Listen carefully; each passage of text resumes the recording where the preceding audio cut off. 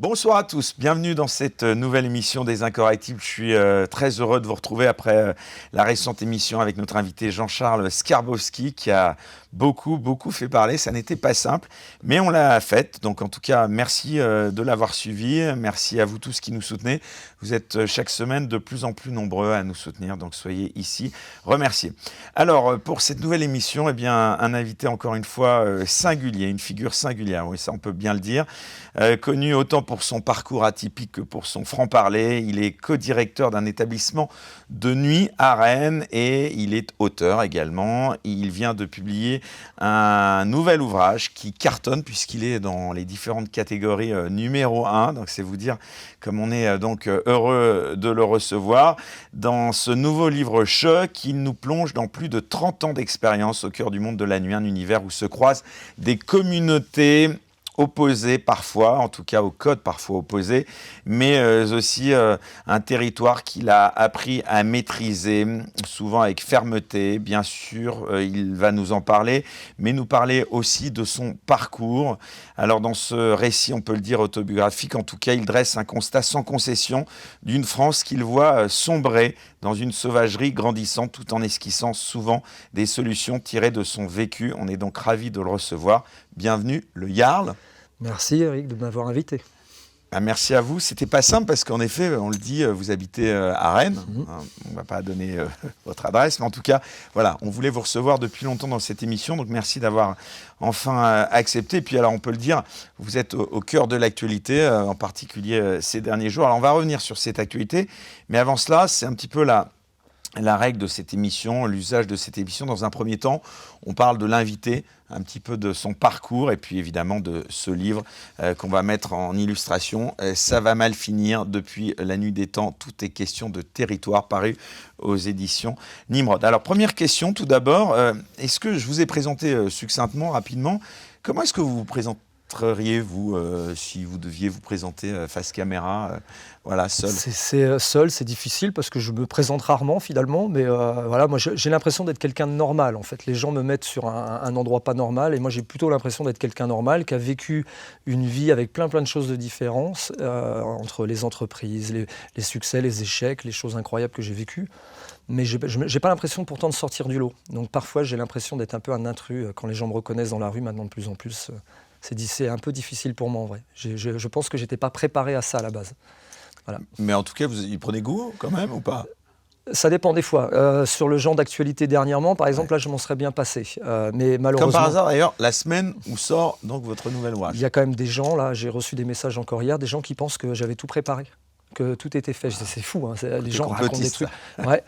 Non, j'avais pas tout préparé, je l'ai subi. On a été une victime d'une situation très compliquée à gérer. Et ce qu'il y a d'incroyable, c'est que ce qu'on a subi, on a fait un livre prophétique.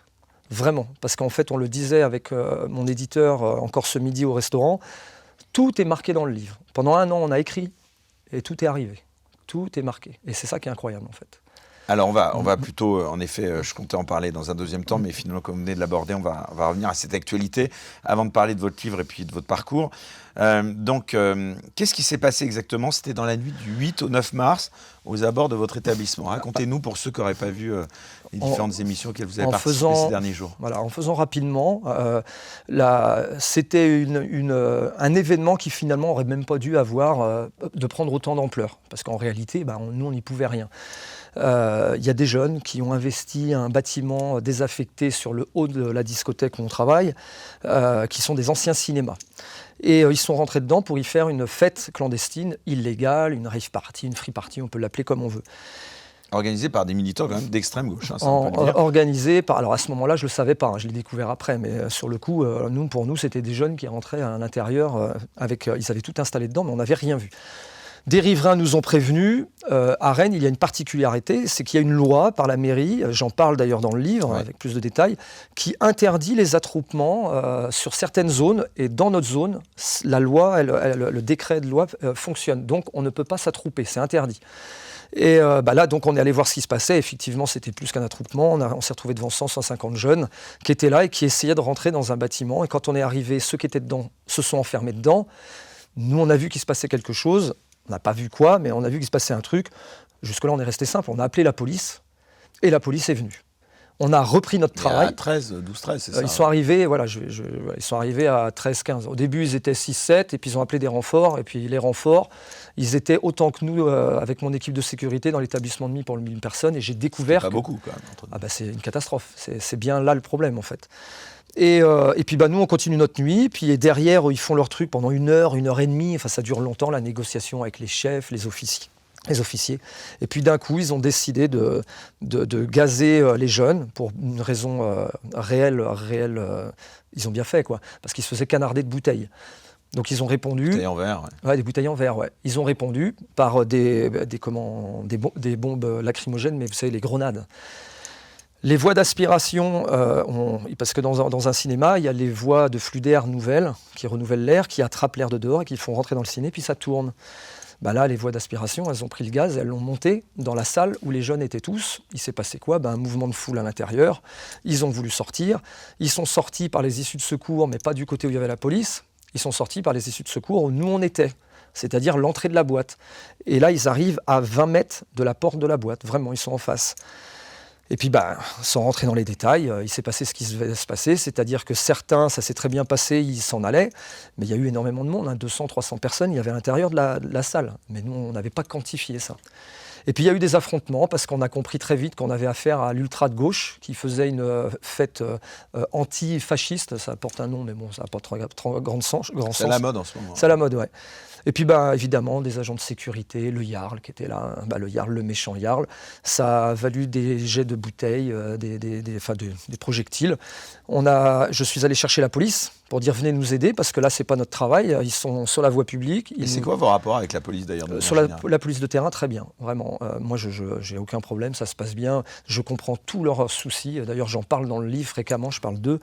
C'est compliqué pour eux. Là, les gars sur le terrain qui sont derrière... Ils comprennent les vôtres ? Comment ? Comprennent les vôtres ? Alors, ce terrain, oui, les officiers, ils s'en fichent, les officiers, ceux qui ont les bureaux, ils s'en foutent de nos problèmes.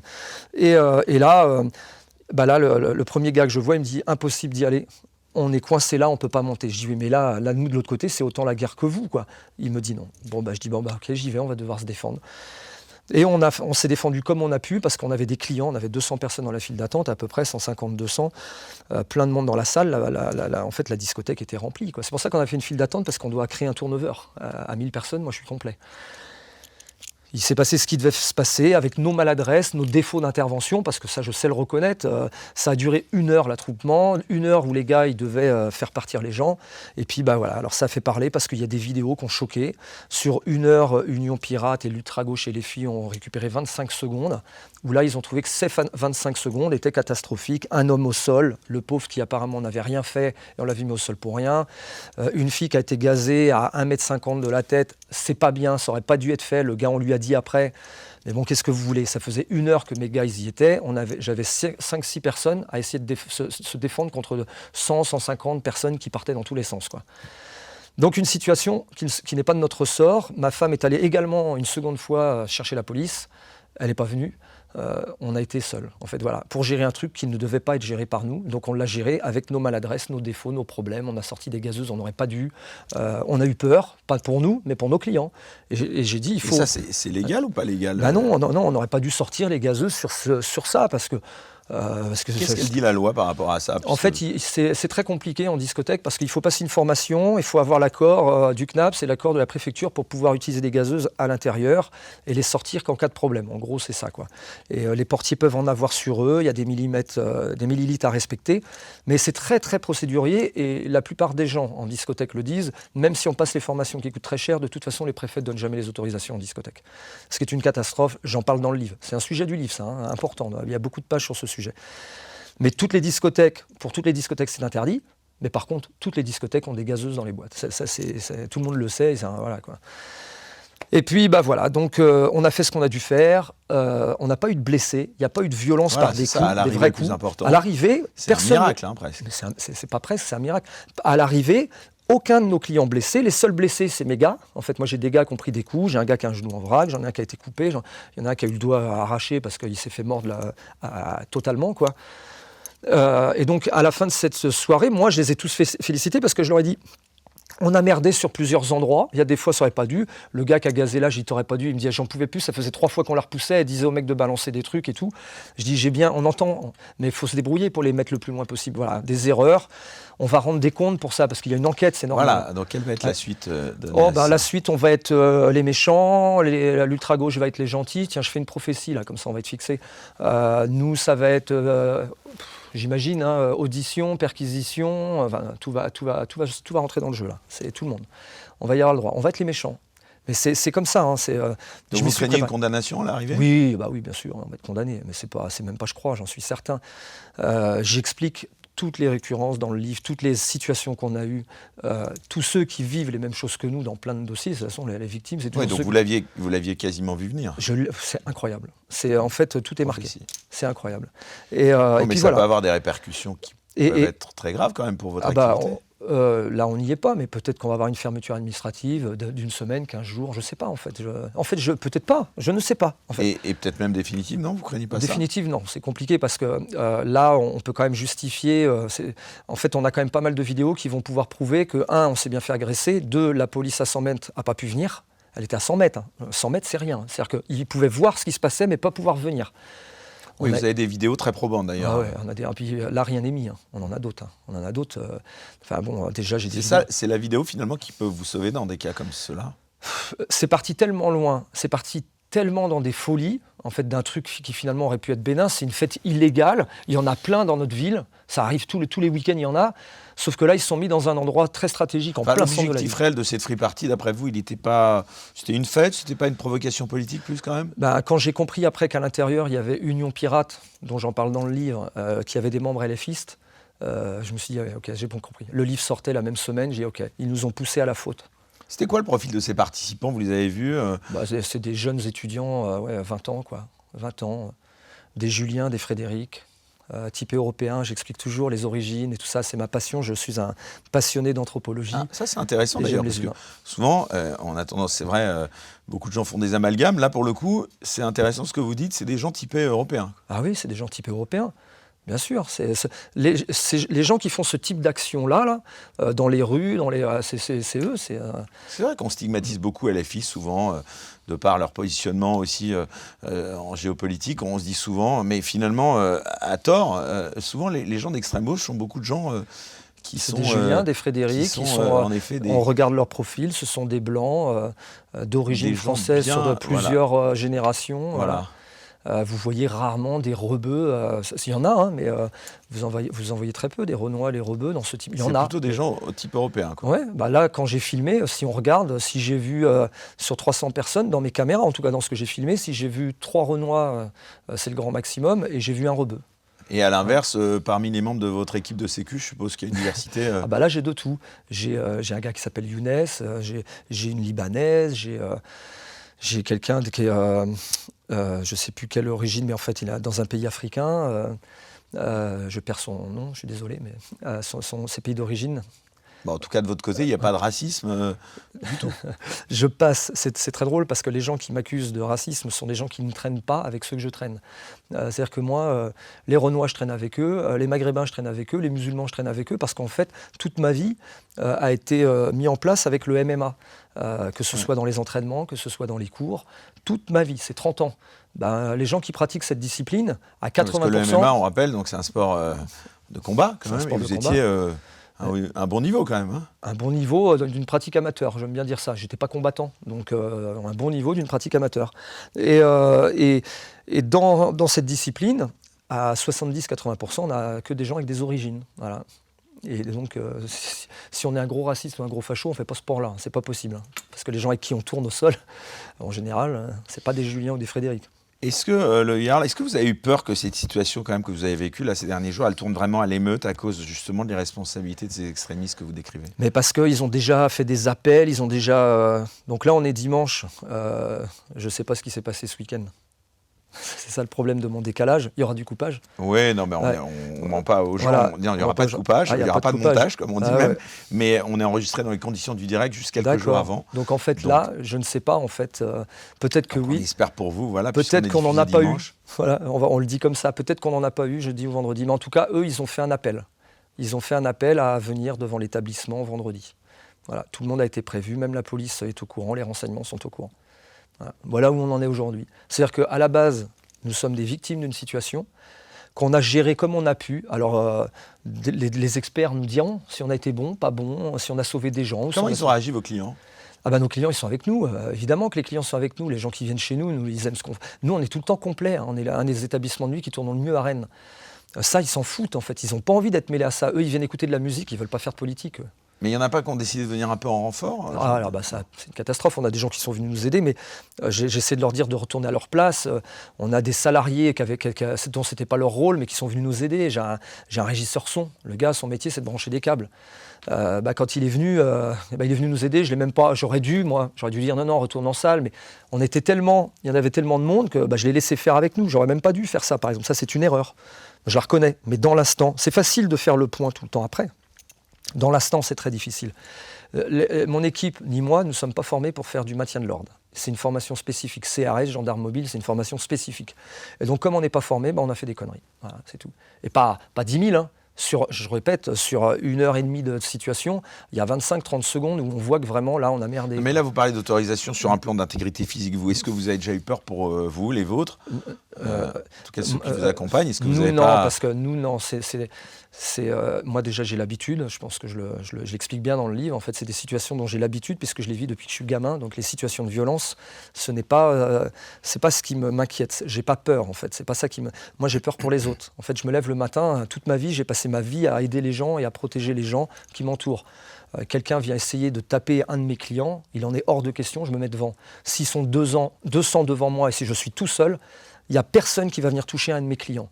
Et tant pis si je dois aller en prison, je le dis, ou faire de la garde à vue. Je reste droit dans mes bottes, je fais avec ce que j'ai, et avec ce que j'ai pu faire, ou mes maladresses, je n'ai pas un client qui a été blessé. Et je le dis, et je suis content d'avoir cette tribune-là pour le dire, parce que c'est ma fierté. Alors on va m'accuser de tout.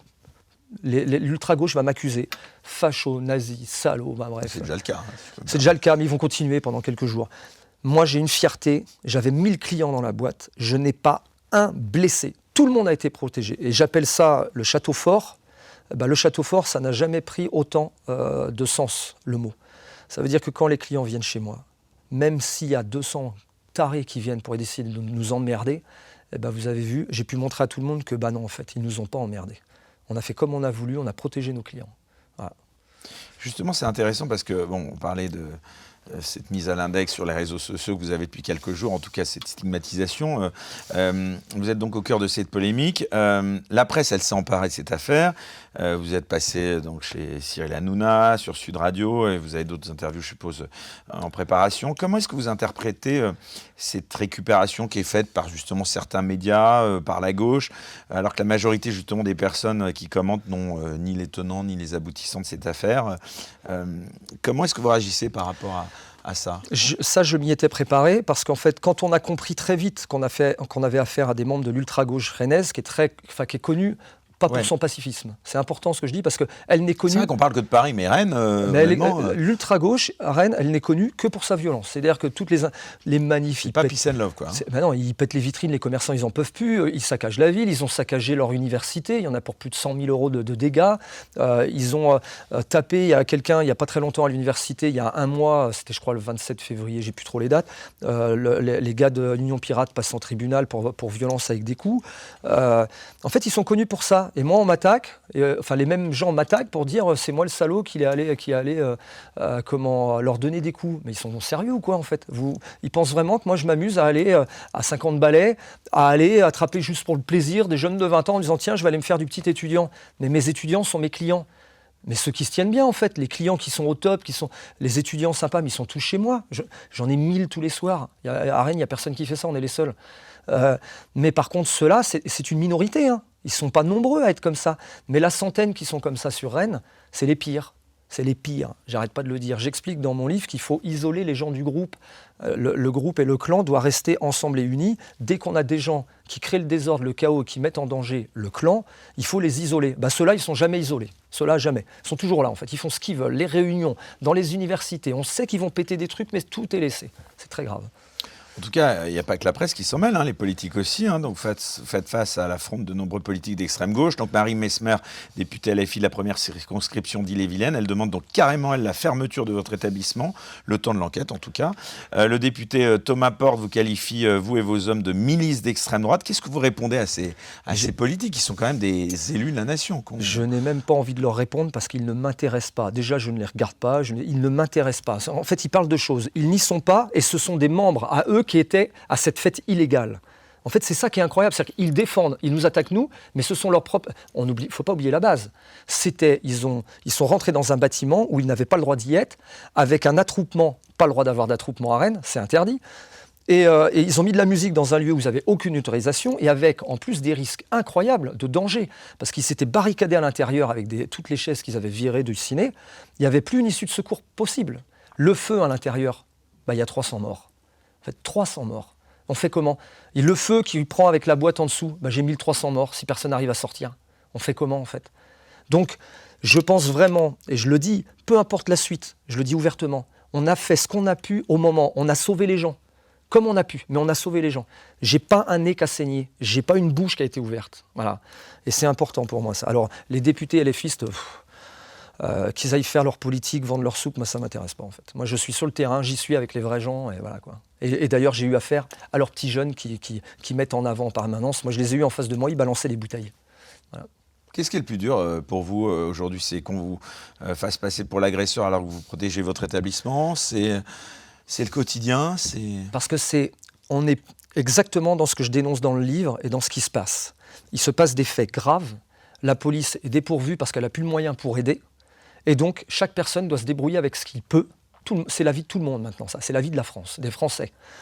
Et avec ce qu'il peut, malheureusement, 4 fois sur 5, il va faire des conneries. Parce qu'en fait, il y a des cadres de loi, il y a des règles, il y a des trucs qui collent plus du tout à notre pays d'ailleurs. Ça colle plus du tout avec ce qui se passe. Mais du coup, systématiquement maintenant, quand on a une réponse pour essayer de se protéger, de toute façon, on devient le mec ou les gens qui vont être auditionnés, en garde à vue, à rendre des comptes. Et puis on se rend compte que ceux qui ont fait les choses, eux on attend toujours, ils rendent des comptes quand, on ne sait pas trop, on verra. Voilà. On en est là. En quoi ces événements ils illustrent justement le titre de votre livre, ça va mal finir? Mais parce que ça va mal finir dans tous les sens, c'est-à-dire que peu importe ce qu'on fait, ça va mal finir aujourd'hui. On en parlait ce midi encore avec mon éditeur et ma femme. Si on avait rentré les clients à l'intérieur pour les protéger et fermé les portes, avec le gazage qu'il y a eu, nos clients gazaient à l'intérieur de toute façon la boîte, on était obligé d'ouvrir et faire sortir d'un coup plein de gens parce qu'il n'y avait plus de flux d'air. Et là, j'avais un mouvement de foule dehors catastrophique avec 1000 personnes qui veulent sortir en même temps. Là, c'est la catastrophe. Là, j'aurais eu pour le coup des blessés, peut-être des gens piétinés, on ne sait pas. Étouffés. Voilà. Si on laisse nos clients dehors, mais qu'on ne fait rien et qu'on laisse les gens balancer leur bouteille de verre, j'avais des clients de blessés. Je n'avais pas le choix. Si on sort et qu'on ne se protège pas, par exemple avec des gazeuses, donc on se défend comment? En mettant des coups de poing. Il faut dire la vérité aux gens. Je prends une bouteille de verre et je fais rien en fait. J'ai un client qui vient de se prendre une bouteille sur la tête et on fait rien en fait. On va vouloir naturellement, c'est humain, on va vouloir protéger les gens qui comptent pour nous parce que nos clients comptent, c'est humain. Je l'explique ça en anthropologie, hein, on est fait pour ça. En voulant le protéger, c'était sûr, on aurait blessé les gens d'en face et peut-être blessé gravement. Donc on aurait fait une connerie. Donc je fais quoi en fait? Réellement, la meilleure des solutions, c'était de faire un truc illégal, sortir les gazeuses, les repousser avec les gazeuses. Tout ce qu'on a pu faire, c'était ça, repousser. Le gars qui a été mis au sol, j'ai prouvé hier que, en fait, non, c'était pas un gentil, il venait de jeter un projectile. Je l'ai prouvé. Alors là, tout le monde a été mis d'accord, parce que comme LFI se disait partout qu'il avait absolument rien fait, puis évidemment, tous les gens de la gauche croyaient qu'ils avaient raison, j'ai mis une vidéo comme ça. Mais qui se prépare au reste. Vous en avez d'autres? Ouais, j'en ai d'autres, ouais. J'en ai, puis j'ai Mais encore, vous êtes bien gentil parce que vous parlez que de bouteilles, mais ça aurait pu être des couteaux. Mais on ne sait même pas s'ils avaient des trucs sur eux, des couteaux. Alors ils avaient de la drogue, ça on a bien compris, parce qu'on en a retrouvé à traîner un peu partout. Mais les couteaux, oui, ils peuvent avoir des objets plus dangereux. Puis imaginez, ils prennent un tesson. Moi, j'ai des portiers qui passaient très près d'eux, parce qu'il y en a qui étaient plutôt sympas. Ouais, évidemment, une bouteille. Il y en a par derrière, il nous la met dans la gorge. On fait comment, là, en fait? On a un mort, j'ai un gars qui meurt. Mais attendez, en fait, non, là, je le dis, c'est... Les gens pourront dire ce qu'ils veulent. Sur le terrain, on a fait ce qu'on a pu, même si on a fait des trucs illégaux. Sur l'instant, on l'a fait, mais ça a protégé les gens. Ça les a protégés. En étant dans l'illégalité, on a malgré tout protégé les gens. Mais ce que vous avez vécu, on a l'impression que c'est nouveau. Est-ce que finalement, c'est pas quand même la suite logique de ce qui se passe depuis pas mal de temps en France? Mais c'est la suite logique. Ça continue, en fait. On continue. On est sur la lancée des choses qui sont dingues. Jamais, en 30 ans, je n'ai jamais vu un mouvement antifasciste venir se mettre devant une boîte, en fait. J'ai jamais vu ça, moi, ça n'existait pas, en fait. Si t'aimes pas la boîte, t'y vas pas. C'est complètement con, en fait. Alors que cette boîte, elle accueille tout le monde aussi. C'est la boîte la plus multiculturelle de Rennes. Je suis le seul à faire rentrer des mecs qui peuvent rentrer nulle part. Tout le monde le sait à Rennes. Je le montre en vidéo tous les week-ends, mais ils le savent tous. Les Rebeux et les Renois qui viennent chez moi, ils hallucinent, ils sont morts de rire de ça. Ils disent, mais attends, toi, tu nous fais rentrer, tous les autres, ils veulent pas de nous. C'est incroyable. J'ai des vidéos qui vont sortir, si on me demande de les sortir, où je vais montrer comment eux, ils filtrent leur porte à l'entrée, derrière, quand ils ont fait la fête, et comment nous, on la filtre. On va voir qui sont les racistes et les fascistes. Là, je vais faire tomber du monde. Là, les gentils gens, comment on appelle ça, antifascistes, il va falloir qu'ils m'expliquent pourquoi il y a des gens qui n'ont pas eu le droit de rentrer, eux. Quand ils ouvraient la porte, ils avaient un portier. Hein. Ils avaient un mec qui ouvrait, qui faisait rentrer la foule. Il va falloir qu'ils m'expliquent comment ils ont fait leur filtrage. Ça m'intéresse, parce que j'ai des vidéos où on le voit faire. Ça m'intéresse. Hein. Donc là, pour l'instant, je n'ai pas encore diffusé tout. Mais à un moment donné, ça sortira. De toute façon, le passé joue pour vous. Ça fait combien de temps que vous faites ce métier et que vous avez cette discothèque? Moi, elle n'est pas à moi. Il y a un propriétaire des lieux qui s'appelle Sébastien. Et nous, on est à la direction. On est des salariés. Mais enfin, ça fait combien de temps que vous... Depuis 2021. Donc ça fait quand même quelques années. Oui, on la connaît par cœur. Tout le monde nous connaît.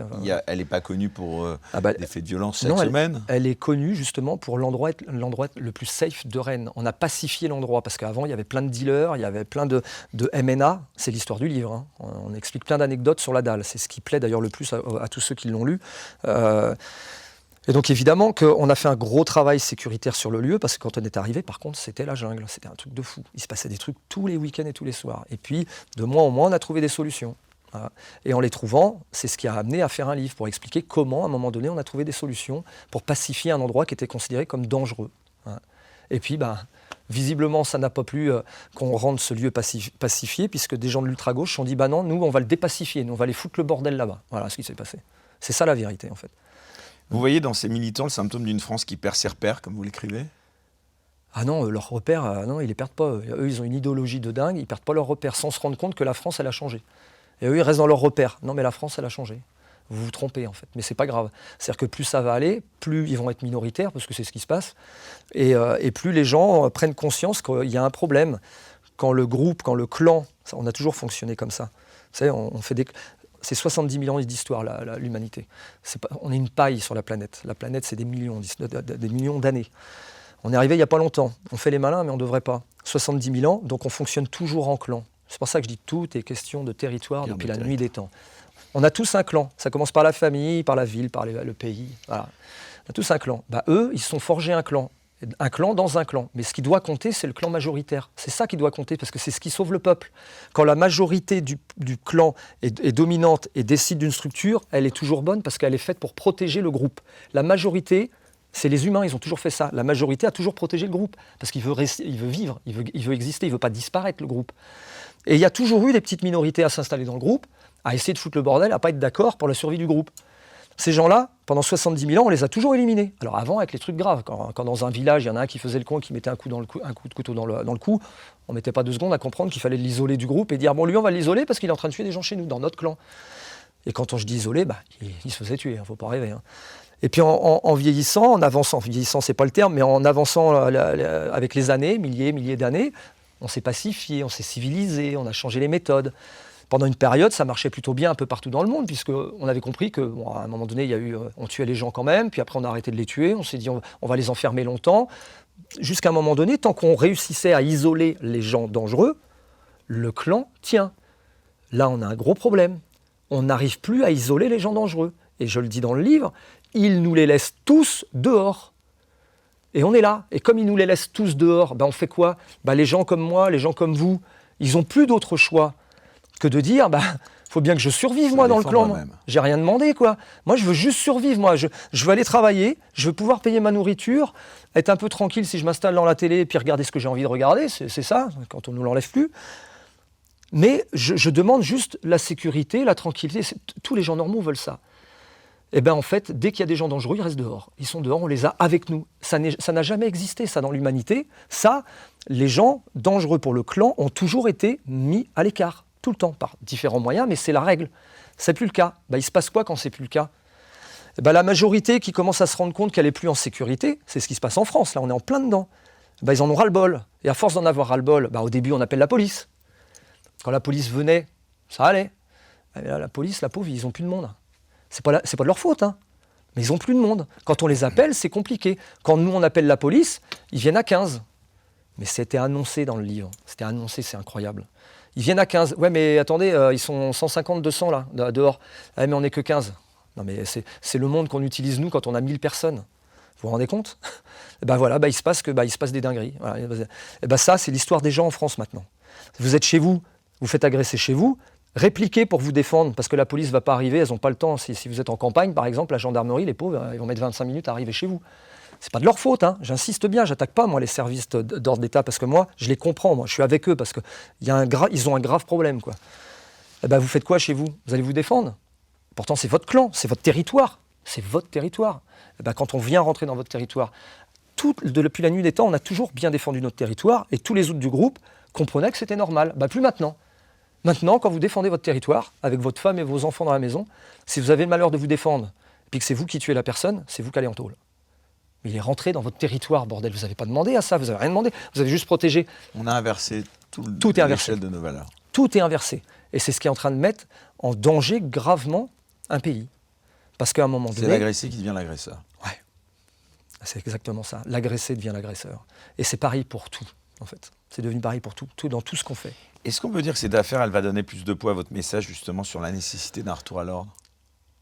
Ça, je ne peux pas le dire. En tout cas, les politiques s'en en chargent. J'ai appris tout à l'heure que des politiques de l'autre camp, maintenant, commencent à s'en mêler et commencent à dire, non, finalement, ils avaient raison. Il faut faire une enquête, c'est normal. C'est normal, l'enquête. Moi, je le sais. Vous êtes soutenu quand même ou pas trop Alors, les gens, les Français, en fait, la majorité du groupe, c'est pas ceux qui sont les élites. Hein. Quand je parle de la majorité, moi, c'est vous, c'est moi, c'est ma femme, mon éditeur, les gens, mes copains, voilà, ceux-là. Oui, évidemment, je reçois des milliers de messages chaque jour. Je ne peux même pas les ouvrir. C'est tellement fabuleux et je les remercie tous. Parce que vous savez pourquoi ? Parce qu'en fait, ils sont comme nous. En fait. Ils savent que là, aujourd'hui, c'est moi, mais peut-être que demain, c'est eux. Voilà. Si vous avez un message, la face caméra, à des politiques, aux politiques qui nous dirigent, à faire passer, ce serait quoi ?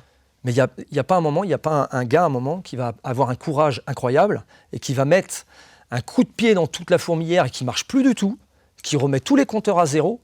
Et on recommence pour réécrire un livre qui va permettre de protéger le groupe, qui va permettre de protéger le clan. C'est-à-dire que, là on peut parler, moi quand je parle de clan, je parle évidemment de la France et des Français, il faut protéger ceux qui majoritairement en ont ras-le-bol parce qu'ils n'osent plus sortir le soir, les nanas elles veulent plus se mettre en mini-jupe dans certains endroits ou certaines villes à 22h parce que c'est trop dangereux pour eux. Quand ils vont ou qu'ils sortent chez eux, qu'ils doivent se payer à bouffer, ils ne peuvent même plus se payer à bouffer alors qu'eux-mêmes, ils travaillent et normalement quelqu'un qui travaille doit pouvoir au moins se payer le minimum, c'est plus possible en France. Il faut qu'il y ait un type qui arrive et qui dise « stop, il y a un problème, on casse tout et on recommence ». C'est ça qu'il faut. C'est difficile à comprendre, mais pourtant, il n'y a que ça qui va sauver. Parce que continuer à mettre des mecs à la tête de l'État qui finalement ne peuvent absolument plus rien faire parce que ceux qui décident en dessous ne comprennent pas le clan majoritaire, parce que c'est la vérité. Il y a un clan majoritaire en France, on l'a compris aux législatives. Il y a un clan majoritaire en France qui veut dire stop, on n'en peut plus, on en a ras-le-bol, il faut que tout change. Et comment ça se passe dans le clan actuellement ? En fait... Quand la majorité dit « on va changer la couleur de la France » parce que c'est plus possible, quand je parle de couleur, c'est pour les partis politiques, parce que vous avez vu sur les cartes, ils mettent des couleurs pour... On voit que clairement, aux législatives, au premier coup, la France entière possède quasiment la même couleur. Et là, on se dit « ah, ça y est, les Français, ils veulent changer. Ok, moi je ne dis pas qui a raison, qui a tort. Hein. Chacun fait ce qu'il veut. Mais quand la majorité décide pour le clan, ça a toujours protégé le clan dans les années, 10 ans, 15 ans, 20 ans, 1000 ans. Parce que le clan n'est pas débile, il veut survivre. Ça a toujours fonctionné comme ça. Et pardon, Le Yarn, mais vous parlez de clan, de groupe, là j'aimerais que vous soyez un peu plus précis. Je ne vous demande pas forcément de donner vos opinions politiques, mais vous voyez bien où les gens veulent vous enfermer. C'est-à-dire qu'aujourd'hui, pourquoi je vous demandais si vous vouliez apostropher des politiques, savoir si, je ne sais pas, est-ce que Bruno Retailleau, au ministère de l'Intérieur, c'est plutôt une bonne chose ? Est-ce que le Rassemblement national vous soutient ? Est-ce que ce camp national qui devrait défendre les valeurs que vous prenez, est-ce qu'il est derrière vous ou pas ? tous les clans droitards, je vois que ça va. Il y en a qui n'osent pas parler pour l'instant en public, mais ils m'envoient des messages. Je dis droitard, hein, ça va. Vous en avez qui oui, vous bien soutiennent sûr. derrière, mais oui. Pour l'instant, ils n'osent pas prendre encore la parole parce que, évidemment, il y a une enquête. Donc, quand il y a une enquête, mais voilà. Mais moi, je dis à tout le monde, mais attendez, on va être accusés dans l'enquête. Hein. Vous allez voir, on va être les méchants. On avait des armes, on va être les méchants. On va être les méchants. Donc, c'est peut-être à cause de ça qu'ils ont peur, justement. Oui, bien sûr, c'est normal. En fait, ils font pas partie de notre monde, notre milieu, je comprends. Non, mais c'est intéressant parce que c'est là qu'on voit le courage des gens aussi. C'est de voir, moi j'avais même sur les réseaux sociaux, on peut le retrouver, j'avais soutenu des policiers qui avaient été agressés, je me souviens, je crois que c'était à Nice, et je me souviens que j'avais un peu pris à partie des politiques qui me disaient non mais attends, faut savoir, faut attendre le résultat de l'enquête. Mais ça, finalement, c'est pas à ce moment. Là, dans quelques mois que vous aurez besoin de soutien, le soutien dont vous avez besoin, il est maintenant, il est au moment où justement tout le monde vous tombe dessus. Est-ce que vous n'êtes pas déçus? Est-ce qu'il n'y a pas des gens qui finalement sont là devant les caméras à beaucoup se déployer, puis finalement quand il s'agit d'être soutenu, il y a un peu moins de monde, quoi. J'ai exactement tweeté ça ce matin. Il y a une première personne qui a pris la parole, qui s'appelle Charles Compagnon à Rennes, qui est dans l'opposition de la mairie rennaise, qui a enfin pris la parole et qui a dit hop, stop, on va quand même regarder ce qui se passe et essayer de comprendre, parce que là, le premier problème, c'est qu'il y a quand même une organisation bizarre qui s'est installée dans un endroit interdit. Et là, plus personne n'en parle, on parle que du Jarl. Alors que la base essentielle auquel le Jarl va devoir rendre des comptes sur sa façon de faire, mais la base initiale, c'est peut-être s'intéresser quand même comment on en est arrivé à ça, d'avoir une free party en plein centre d'une grande ville de France, ça n'était jamais arrivé, c'est la première. Je ne suis pas déçu quand même parce que je suis plus proche du peuple normal que des élites élues. Donc je crois plus au peuple normal. Et là, pour l'instant, le peuple normal qui est dans le clan, qui veut que tout s'arrête, ça va, ils me suivent, quoi. Alors, le Jarl, on va parler bien sûr de ce livre, qui est donc, je le rappelle, numéro 1. Ça déjà, ça dit beaucoup de choses dans quasiment toutes les catégories sur Amazon. Comment vous expliquez ce succès ? Encore une fois, comme j'ai dit au tout début, en fait, je ne comprends pas, à titre personnel, je n'arrive pas à comprendre comment on peut aimer m'écouter. Ça, je sais pas, je suis pas bien placé pour ça, moi, en fait. Après, je pense que les gens se sentent touchés. Vous n'êtes pas né cette semaine, ça fait plusieurs quand même. Ah oui, ça fait des mois, sur les réseaux. Ça fait 2 ans maintenant qu'on me reconnaît dans la rue partout. Je prends le taxi, on me reconnaît. Je vais dans un bar, on me reconnaît. Enfin voilà, je fais avec. Les gens sont tous sympas et tout. Je fais avec, mais je suis pas, à la base, j'étais pas prédestiné à ça, je m'en rends compte. Hein. Mais c'est pas très grave. Les gens ont besoin de soutien, ça je m'en rends compte. Et moi, j'aime aider les gens. Les gens ont besoin de repères, ils ont besoin de, ça je l'ai compris, ils ont besoin de quelqu'un qui parle et qui avance des choses où ils ont l'impression justement que dans leur clan, ils sont pas tout seuls. Et quand on parle de sécurité en ce moment, puisque c'est vraiment mon sujet, en ce moment en France, il y a quand même une très grosse majorité qui souhaite qu'en sécurité, il se passe quelque chose en France pour la sécurité. C'est une très très grosse majorité. Je crois que c'est 80. Je peux les chiffres à regarder. Ouais, je pense que c'est avant la préoccupation de savoir si la Russie est notre ennemi ou pas. Ah bah oui, là c'est carrément avant. Enfin. En termes de priorité, des urgences. Priorité importante. Là, c'est la sécurité. Avant d'aller. On va continuer à parler de territoire. Hein. Avant d'aller, moi, je connais rien à la Russie. Je le dis, moi, quand je sais pas, je sais pas. Des fois, on me parle de Trump, je sais pas. Je suis pas un passionné des autres pays. Enfin, on va parler de vous quand même parce que vous m'avez pas l'air. Ouais. Justement, le Jarl, vous allez nous raconter. Mais terminez là-dessus, ouais. Je vais terminer là-dessus. C'est marrant, c'est vrai ce que vous me dites. Je suis pas un passionné des autres pays. Par contre, je suis un passionné de ce qui se passe dans l'endroit où je suis, parce que moi, je suis un passionné des clans et des groupes. Dans l'endroit où je suis, le clan, moi, c'est les Français. C'est où on y est. J'aime tout le monde, mais par contre, je veux que tout le monde soit bien. Bah là, ils sont pas bien là. Alors c'est d'autant plus remarquable en effet que moi, c'est comme ça qu'on s'est connus d'ailleurs, puisque vous m'aviez gentiment envoyé, je me souviens, un petit message, je ne sais plus, lors d'une émission, je crois que c'était Ben le Patriote de mémoire, que j'avais reçu, vous m'aviez, on avait échangé. Bon, le Jarl, il vient d'où le Jarl parce que le Jarl... Ouais, c'est un surnom, votre prénom. Je ne vais pas donner tous les détails, mais c'est écrit dans mon livre. Ouais, et on explique toute l'histoire. On ne va pas spoiler tout votre livre. On ne va pas le spoiler, mais à la base, c'est ma femme qui me l'a donné parce que c'est un truc incroyable. C'était un peu du hasard. Non, vous êtes de quelle origine? Vous êtes parce que vous parlez des Français, mais finalement... Le Jarl, c'est scandinave. Ça veut dire, c'est surtout parce que ça veut dire le chef de guerre. Voilà. Ouais. Et il n'y avait pas d'identité comme ça en France. On ne trouve pas cette... J'adore les symboles. Je suis un passionné. Mais vous-même, vous avez des origines... Mon papa est croate. Voilà. Donc, mon papa est croate. On y vient. Vous n'êtes pas un Français de souche. Ah non, je ne suis pas du tout un Français de souche. Mon papa est croate, ma mère est française. Je suis né à Saint-Malo, dans des murs qui protègent un territoire. Et croate, vous vous sentez autant croate que français 50-50. J'aime la Croatie, j'aime ce peuple. Voilà. J'aime mon père, j'aime ma famille croate. Et donc, je n'ai aucun problème avec ça. Par contre, je suis né en France. je vis avec des Français. La France donne tout et a tout donné à mon père. Tout donné. Un travail, une retraite, tout. Voilà. Quel fabuleux pays, pas raciste. Je le dis, hein, quel fabuleux pays, pas raciste. C'est le pays le plus incroyable de la planète. On accueille tout le monde, partout, de tous les endroits, et tous ceux qui veulent Votre leur papa, chance. il est arrivé quand en France? Il est arrivé, c'est simple, je crois 3 ans avant que je naisse. Ouais, 3 ans avant que je naisse, donc j'ai 50 ans. Et vous avez encore des liens, donc je disais, avec la communauté croate. En fait, on a la famille, quoi. C'est serbo-croate, parce que j'ai les deux dans ma famille. J'ai du serbe et du croate. Oui. Ça paraît incroyable, mais j'ai Élargi. les deux. Comment? On élargit. Oui, j'ai du serbe et du croate. C'était pas simple d'ailleurs entre. Ça a été les clans. On y est encore, les clans, les humains. Quand dans les clans, ça ne s'entend Pourquoi je vous plus. dis ça? Parce qu'on ne parle pas beaucoup des Serbo-Croates en France. Non. Et est-ce que c'est une communauté d'abord soudée Maintenant, oui, parce que ça y est, la guerre est finie. Ils ont subi les folies des décideurs. C'est toujours pareil. Hein. Et quand ceux qui décident n'entendent pas ceux qui sont en bas, ça pète. C'est l'histoire humaine, ça a toujours été comme ça. Quand ceux qui décident n'entendent pas ceux qui sont en bas, je le répète, ça pète. Ça Et va vous mal êtes finir. protégé par cette communauté? J'ai pas besoin, je me protège. Voilà.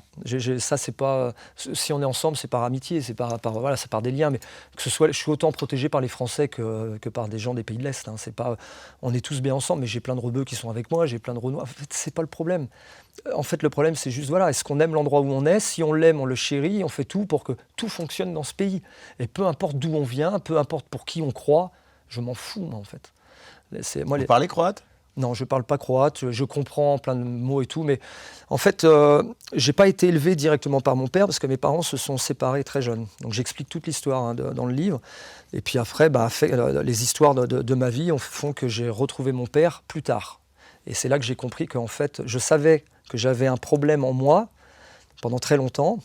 Une sorte de malaise identitaire? J'avais un problème. Je sentais qu'il y avait un truc qui ne collait pas chez moi, et que mon père et ma mère qui m'élevaient, il y avait un truc qui ne collait pas. Je ne dis pas pourquoi, les gens liront le livre.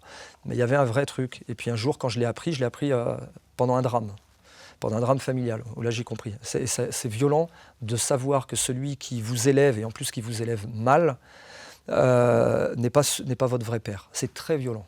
C'est violent. Et j'avais 15 ans. C'est l'âge le pire. C'est-à-dire qu'en fait là... C'est pas bien. Ouais. Comment vous en êtes arrivé à être dirigeant d'une boîte? En fait, je suis un entrepreneur dans l'âme. C'est-à-dire que j'ai passé ma première entreprise, j'avais 21 ans. J'en ai eu 8. J'ai eu 7 succès et un très gros échec qui était descendu tellement bas que ça m'a mis au sol. Très violent, où j'ai perdu des procès, quand on perd des procès, on est condamné parce qu'on a fait des erreurs, alors c'était pas des erreurs de gestion, mais des erreurs de contrat, j'avais une franchise. Donc je l'explique dans le livre parce que c'est un moment dont je parlais jamais, il y a 10 ans, c'était en 2016. Mais c'est quelque chose qui me pesait parce que vous savez, sur les réseaux, il y a toujours des gens qui vous attaquent et puis salauds, escrocs, traîtres, voleurs, sur les réseaux, les gens sont courageux comme ça. Et j'avais jamais expliqué en fait ma version des faits et qu'en France, on peut être condamné puis trouver que la condamnation est purement dégueulasse. Condamné, ça ne veut pas vraiment dire grand-chose aujourd'hui en France, on le voit partout, il y a des condamnés, des fois on se dit « mais attends, c'est pas normal qu'il soit condamné ». S'il l'est quand même, on s'en fout. On peut donner plein d'exemples, mais on en a plein connus en ce moment. C'est ce qui arrive à Cyril Hanouna, par exemple, une grande majorité des Français pensent que c'est pas normal. Encore ceux qui décident disent « si, c'est normal ». Ça vous a choqué là? D'ailleurs, comme par hasard, encore une fois, c'est LFI qui avait fait une affiche, vous avez vu ce visuel sur Cyril Hanouna? C'est dégueulasse. C'est dégueulasse, il n'y a pas d'autre mot. C'est dégueulasse, en fait. Tu fais pas ça aux gens, en fait. Putain, mais c'est ces gens-là qui traitent de tout le monde de racistes et de fachos et qui font des affiches. Moi, j'adore l'histoire, 39-45, je connais. Vous avez vu le rapport? Je ne sais pas si les gens font la liaison des affiches de l'époque 39-45. C'est la même. Ils ont pris le même rapport. Mais c'est pas une dinguerie, ça. Il n'y a pas des gens là qui vont faire de la garde à vue, là? Eux, non. Eux, ça passe. Eux, ça passe. Il n'y a pas de problème. Moi, je fais ça. Je suis mort. C'est lui mettre une cible dans le dos? Bien sûr, ça fait longtemps qu'il en a une cible dans le dos. Mais là, c'est un appel de dingue, en fait. C'est dingue. Mais c'est des experts. Comme moi, ils m'ont mis une cible dans le dos depuis dimanche. Moi, il y a des appels au meurtre. J'en ai eu, je sais pas, peut-être 150, 200 en une journée et demie, entre dimanche et lundi. Voilà, quoi. On a mis ma tête à prix. Enfin bon... on a l'impression que ça ne vous touche pas? Moi? Votre famille, vos proches? Eric, moi? Qui viennent. Il va falloir qu'ils me tuent, parce que alors, je peux vous dire que s'ils tentent quoi que ce soit, je ne vais pas être la victime facile, je le garantis. Et là, je le prends là. Mais qui ne touche pas à mes enfants. je vais tuer du monde. C'est clair. On va faire une pause ?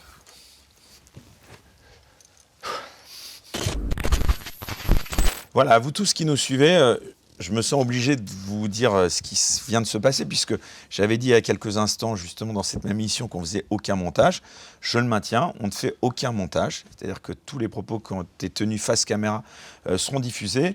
En revanche, voilà, on a fait, je crois que c'est la première fois depuis que je fais cette émission, que j'ai fait une pause suite à un besoin, on va dire, d'émotion éditoriale par rapport à un sujet sensible.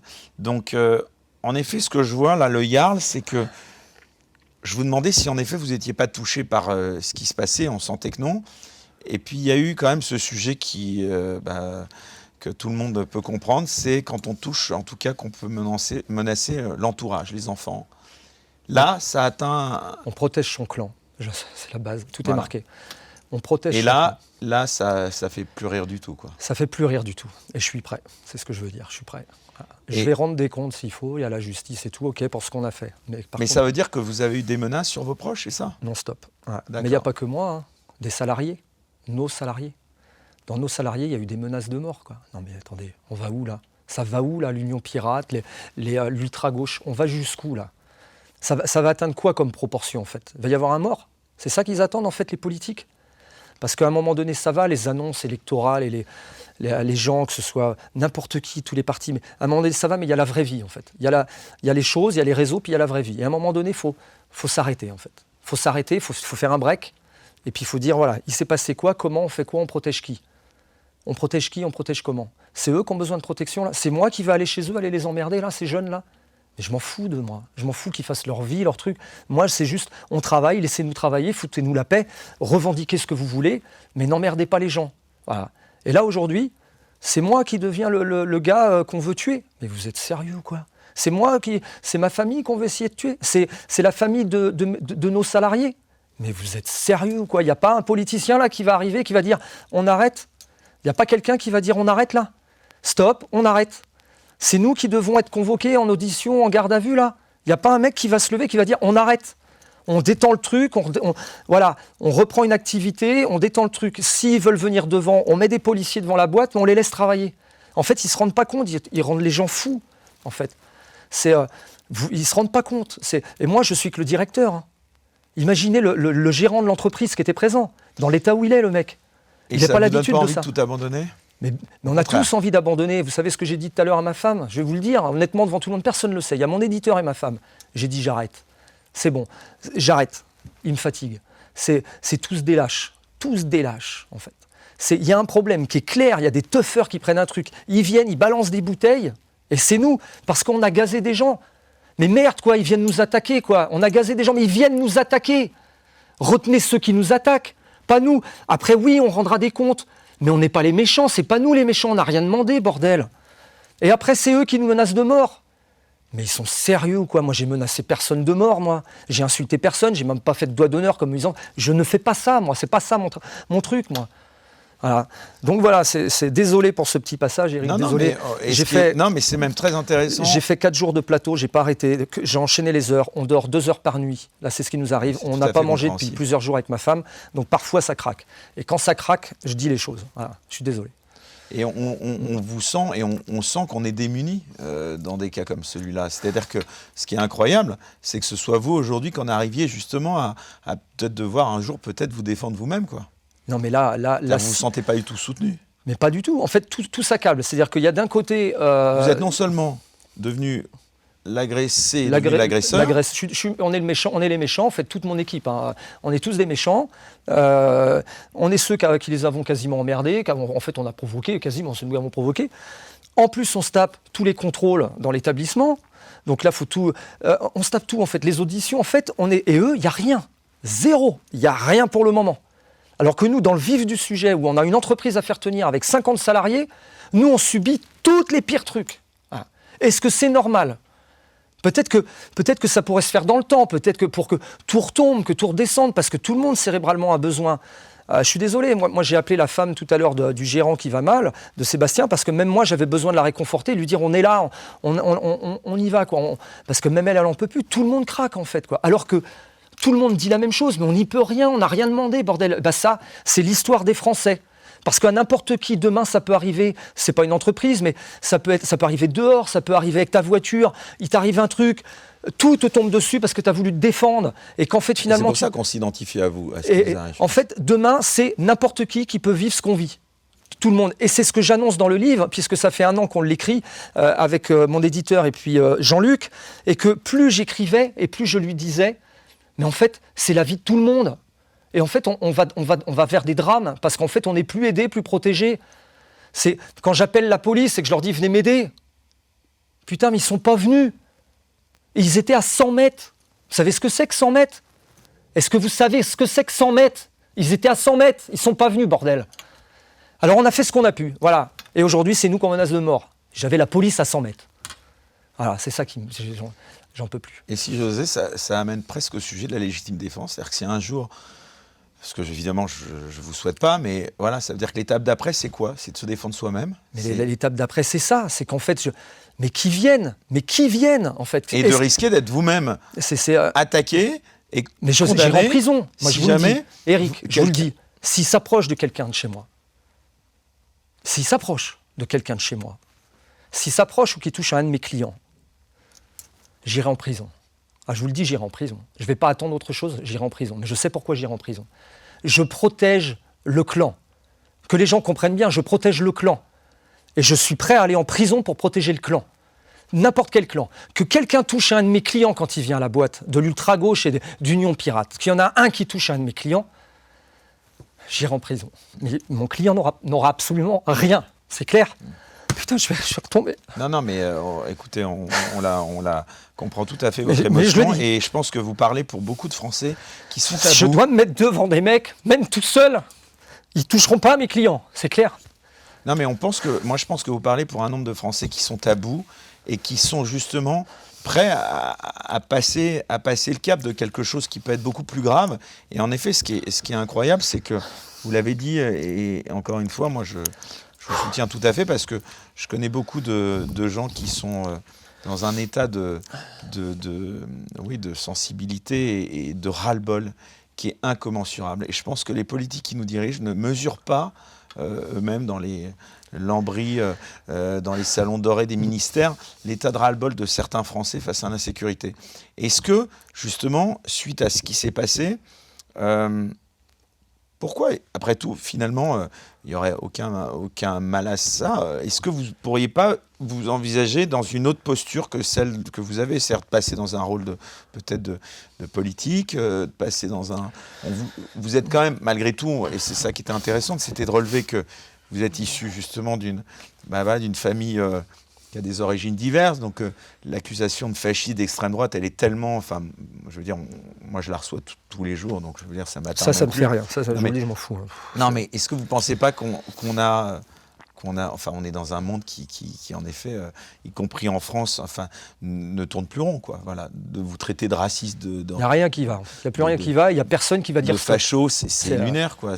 Enfin, moi, je vous connais pas beaucoup, mais le peu que je connais, ce que vous avez décrit, vous travaillez avec des gens de toutes les origines, de toutes les communautés. Ceux qui liront le livre comprendront. Voilà. Parce que tous les journalistes qui m'ont dit qu'ils avaient lu le livre intégralement m'ont dit tous la même chose.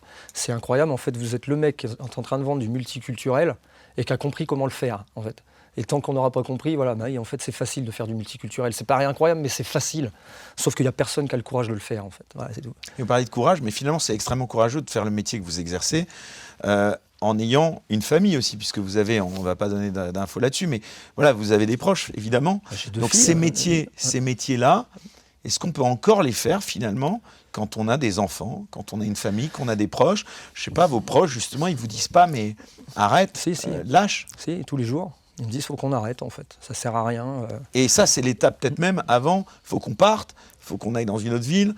Ah ben non, si je dois arrêter, je vais ailleurs. Hein. Ça veut dire que même vous, à Rennes, c'est ça qui est fou. C'est même pas... Quand ils me croisent, si vous voulez... En général, le courage, il n'est pas vraiment... sur les réseaux, c'est facile de menacer. 3-4, ils ne vont pas être assez. Pourquoi ils sont venus à 200 ? C'est pour donner l'ampleur, en fait. Pourquoi ils étaient là à 150, 200 ? C'est qu'ils savaient que si c'était à 5, 6, ça allait être impossible. Ils se sont dit, à 200, on va y arriver. À 200, on va leur plier la boîte, tiens. C'est ce qu'ils se sont dit, il ne faut pas rêver, c'est des calculateurs. C'est encore des histoires de guérilla, encore des histoires de clans. C'est ce que quand je raconte souvent, avant les clans, c'était un village contre un village, parce que c'était à 300 mètres. Là, ils ont fait le même jeu. Je sais que c'est une question de territoire. Ils n'aiment pas que je sois sur un territoire comme ça et que je suis ce que je suis. Ils détestent exactement ce que je suis. Un mec avec des origines croates, je suis tout ce qu'ils détestent. Et qui vend du multiculturel et qui en plus, il y a plus rien qui marche pas. Et que moi, je parle jamais des musulmans, je les attaque jamais moi. Ça m'intéresse pas parce qu'au contraire, je dis que les religions sauvent. Ça surprend tout le temps, mais je dis les religions sauvent. Ce qu'on a raté avec nos jeunes, c'est que ce sont pas des vrais religieux. Je parle de tous nos religieux, d'accord ? Et que dans les quartiers, le problème, c'est que nos jeunes de 14-15 ans, les parents n'ont pas réussi à les tenir avec la religion et l'éducation. Ils ont raté. Et l'éducation et la religion, les deux, l'humanité entière en a eu besoin à un moment donné parce on s'en est rendu compte que si on ne croyait pas en quelque chose avec un livre écrit où on nous donne les règles, je dis souvent, en tant que manager, je dis à ceux qui ont des équipes à tenir, je dis, ce qui n'est pas écrit n'est pas fait. Ce qui n'est pas écrit n'est pas fait. Eh ben en fait, que ce soit la Bible, que ce soit le Coran, c'est parce que les humains, il y a quelques milliers d'années, ont compris que quand c'était pas écrit, c'était pas fait. C'est juste ça, en fait. Ben, ça marche pareil dans la vie. C'est-à-dire que si les jeunes de 14-15 ans, ils n'ont pas bien lu ce qui était écrit pour dire « ça, c'est la ligne rouge, ça, c'est la ligne blanche. Si tu passes la ligne rouge, c'est pas bien. Et si tu es trop loin dans le rouge, on va t'isoler. Le reste du clan va plus vouloir de toi. » C'est ça le résultat de toutes nos religions, en fait. C'est bête et stupide, mais ça nous a permis de survivre, en fait. Parce qu'on a fait attention au clan. Voilà. Et peu importe la religion, je m'en fous. C'est pour ça que souvent on me dit, tu dis jamais que les musulmans, mais vous croyez vraiment quand je les interpelle à l'entrée de la boîte, tout le monde connaît mon explication quand je dis hop, il n'y a pas de wesh, il n'y a pas de walla devant une discothèque. Il n'y a pas un vrai musulman qui me critique. Hein. Au contraire, ils me disent tous, t'as raison. C'est un lieu qui vend de l'alcool. Dans leurs livres, c'est marqué. Moi, j'ai jamais bu d'alcool de ma vie. Ceux qui liront le livre comprendront pourquoi. Dans leur livre, c'est marqué. Moi, je fais exprès de les mettre dans leurs trucs importants parce que dans leur culture, dans leur... oui, la plupart sont nés en France, mais malgré tout, ils ont des gènes. Faut pas en vouloir. Je sais qu'il y a des gens, ils haïssent les Arabes. Il y en a en France. Moi, j'ai plein de messages, moi. Ils haïssent les Arabes. Ce que j'essaye de faire comprendre, ne les haïssez pas. Comprenez pourquoi ils sont comme ils sont. N'excusons pas quand ça déconne et peu importe les origines, parce que les pays de l'Est, on est pas mal aussi. Hein. J'allais dire. En termes de violence, en termes d'action. Hein. Moi, je suis le premier à dire attention. Moi, je sais comment on est, en fait. Je sais comment génétiquement on est programmé. Mon père, ceux qui voient mon père, ils disent oh, putain, ton père. Rien que quand il nous serre la main et qu'il nous regarde, on pense qu'il va nous tuer. Bah oui, c'est quelques milliers d'années des pays des Slaves. Hein. Ça rigole plus, quoi. Mais on nous a créé des choses qui font qu'on se pacifie. La religion, c'est ça. Moi, les musulmans, je leur dis, et je dis aux jeunes, je dis, vous avez un livre, bordel, suivez-le, ça va vous aider. Mais suivez-le vraiment. Wesh, voilà, Dieu, ils ne sont jamais allés prier, hein, c'est sûr. En fait, voilà, ils font le ramadan, ça va durer 3 jours, et puis au bout de 10 jours, je les trouve devant la boîte, le Yarl, tu nous laisses rentrer, le week-end dernier, pour vous dire à quel point... Je ne les juge pas, je les comprends parce que j'adore les humains et j'adore l'anthropologie. J'aime ce qu'on est tous devenus. Voilà, j'adore ça, je suis un passionné de ça. Par contre, je sais que pour qu'on survive tous ensemble, il faut qu'on respecte ce qui a fait notre culture, tous. Moi, je ne veux pas changer toute la culture des musulmans, moi. Ça ne m'intéresse pas. Par contre, je veux que les musulmans comprennent qu'ils doivent s'organiser dans un groupe où il y a plus de chrétiens, il y a plus de catholiques, où il y a plein d'athées. Je crois qu'on est majoritaire, les athées, je crois. Hein.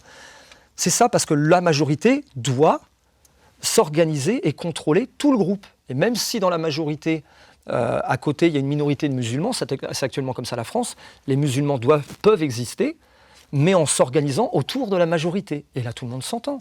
Tout le monde s'entend. Quand on vient dans une discothèque, qu'on fait le ramadan normalement, et qu'au bout d'une semaine, on est dans la boîte, samedi dernier, j'ai un groupe de 3 jeunes que je connais qui sont des clients, et quand ils sont arrivés, je dis « Salut Malik, salut. T'es musulman, toi ?» « Bah oui, le Yarl, je suis musulman. » Puis je lui dis, tu rigoles ou tu rigoles pas ? Il a 20 ans. Hein. Il était avec ses 2 copains, ils font un an, le Yarl et tout. Mais je dis, non, je rigole pas, non. T'as un livre. Suis ton livre, parce qu'un jour, tu vas te perdre. En plus, c'est un jeune qui déconne un peu, qui a fait quelques conneries dans son quartier. Je dis, tu vas te perdre. Suis ton livre, bordel. T'as un livre. Il a fait quoi ? Il m'a checké. Il a rigolé. Il a dit, t'as raison, le Yarl. Je reviens dans 3 semaines. Vous croyez qu'il m'en veut ? Il est rentré chez lui, il a dit quoi? Il a dit, il a raison, putain, c'est le ramadan, je ne vais pas boire de l'alcool, c'est le ramadan. Moi, j'ai perdu 3 clients. Mais non, en fait, quand je vais me coucher le soir, je dis, mais tout le monde doit faire ça, c'est les parents qui doivent faire ça, c'est les politiques qui devraient faire ça, en fait. Si on y arrive, on retrouve quelque chose. Et dès que quelqu'un sort du clan, fait des dingueries, alors on l'isole. Et ce qui est important de préciser, à nouveau, c'est que les gens là, qui organisaient la free party, là, c'était des petits blancs d'apparence, vous disiez, Frédéric. Oui, je les appelle les Frédéric et les Julien. Voilà. Bah oui, parce que eux, ça c'est leur truc. Aller péter des vitrines, aller dans la rue, Mais sortons des émeutes, enfin, des quartiers. Gauche, là, d'extrême gauche. Sortez des quartiers. Ouais. Je finis ça. Sortez de ce qu'on peut voir dans les quartiers, les émeutes, les après-Naël et tout, qui restent des faits exceptionnels. Mais regardez, dans les grandes villes de France très à gauche, où il y a beaucoup d'ultra de gauche, regardez ce qui se passe toutes les semaines partout.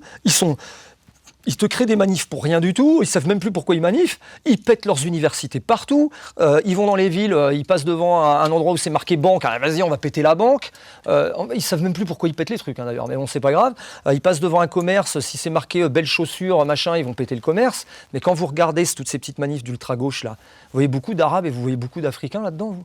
Ah ben, montrez-moi les images, parce que moi je les vois, j'habite à Rennes, donc je sais qu'ils sont dedans. Ah, personne n'ose le dire. Pourtant, c'est des blancs comme moi, c'est des blancs comme vous, Eric. Ben, moi, j'ose le dire. En fait, j'ose le dire parce que c'est en disant ce qui se passe qu'à un moment donné, on va trouver des solutions. C'est vrai qu'il y en a un, et d'ailleurs, dans Ça va mal finir, vous dénoncez beaucoup cette France qui sombre, donc vous ne parlez pas que de clan et de territoire, dans la sauvagerie et le chaos. Qu'est-ce que vous pensez d'un député comme Raphaël Arnaud, le cofondateur de la Jeune Garde, une milice d'extrême gauche qui sème la violence dans les rues et qui agresse des étudiants ou des citoyens sous couvert d'antifascisme? Est-ce que ce n'est pas exactement le genre de désordre que vous décrivez, mais porté par ceux qui se prétendent vertueux, quoi? Bah, évidemment, quand on met à la tête de Raphaël Arnaud... quand on met à la tête... Moi, je sais que je peux être très très dangereux. Parce qu'en fait, si je vrille et que j'attrape quelqu'un, si je me contrôle pas, je peux être quelqu'un de dangereux. Un mec comme Raphaël Arnaud, il se contrôle pas, il en a rien à foutre.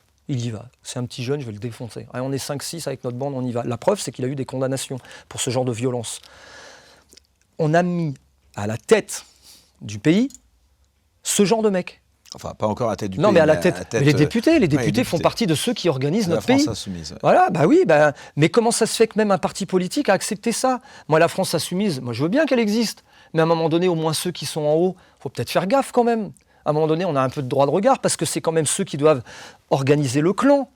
Mais quand le clan, majoritairement, ne veut plus être géré par ceux-là, ils ont peut-être un peu le droit quand même. Moi, j'ai pas envie, quand je paye mes impôts, moi, ça me fait chier en fait de me dire qu'une partie de mes impôts vont payer un mec comme ça. Là, ça m'emmerde. Je dis, non, c'est pas normal, j'ai pas envie de payer un mec comme ça. Si t'as pas le choix, vas-y, paye.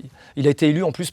Des fois, quand on voit les endroits où ils ont fait 7000 voix, 7000 ou 8000, et puis qu'ils finissent députés.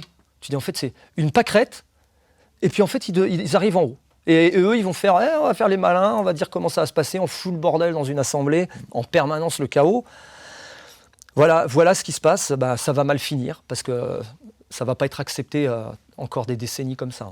Bruno Retailleau, j'aimerais bien qu'on en reparle un peu quand même, parce que tout à l'heure vous avez un peu esquivé. Non, j'esquive pas. Vous avez échangé avec lui Oui, on s'est vu à une réunion à Rennes. On n'a pas rééchangé ensemble. Après des fusillades sur fond de trafic de drogue, voilà. Est-ce que vous avez été entendu ou pas?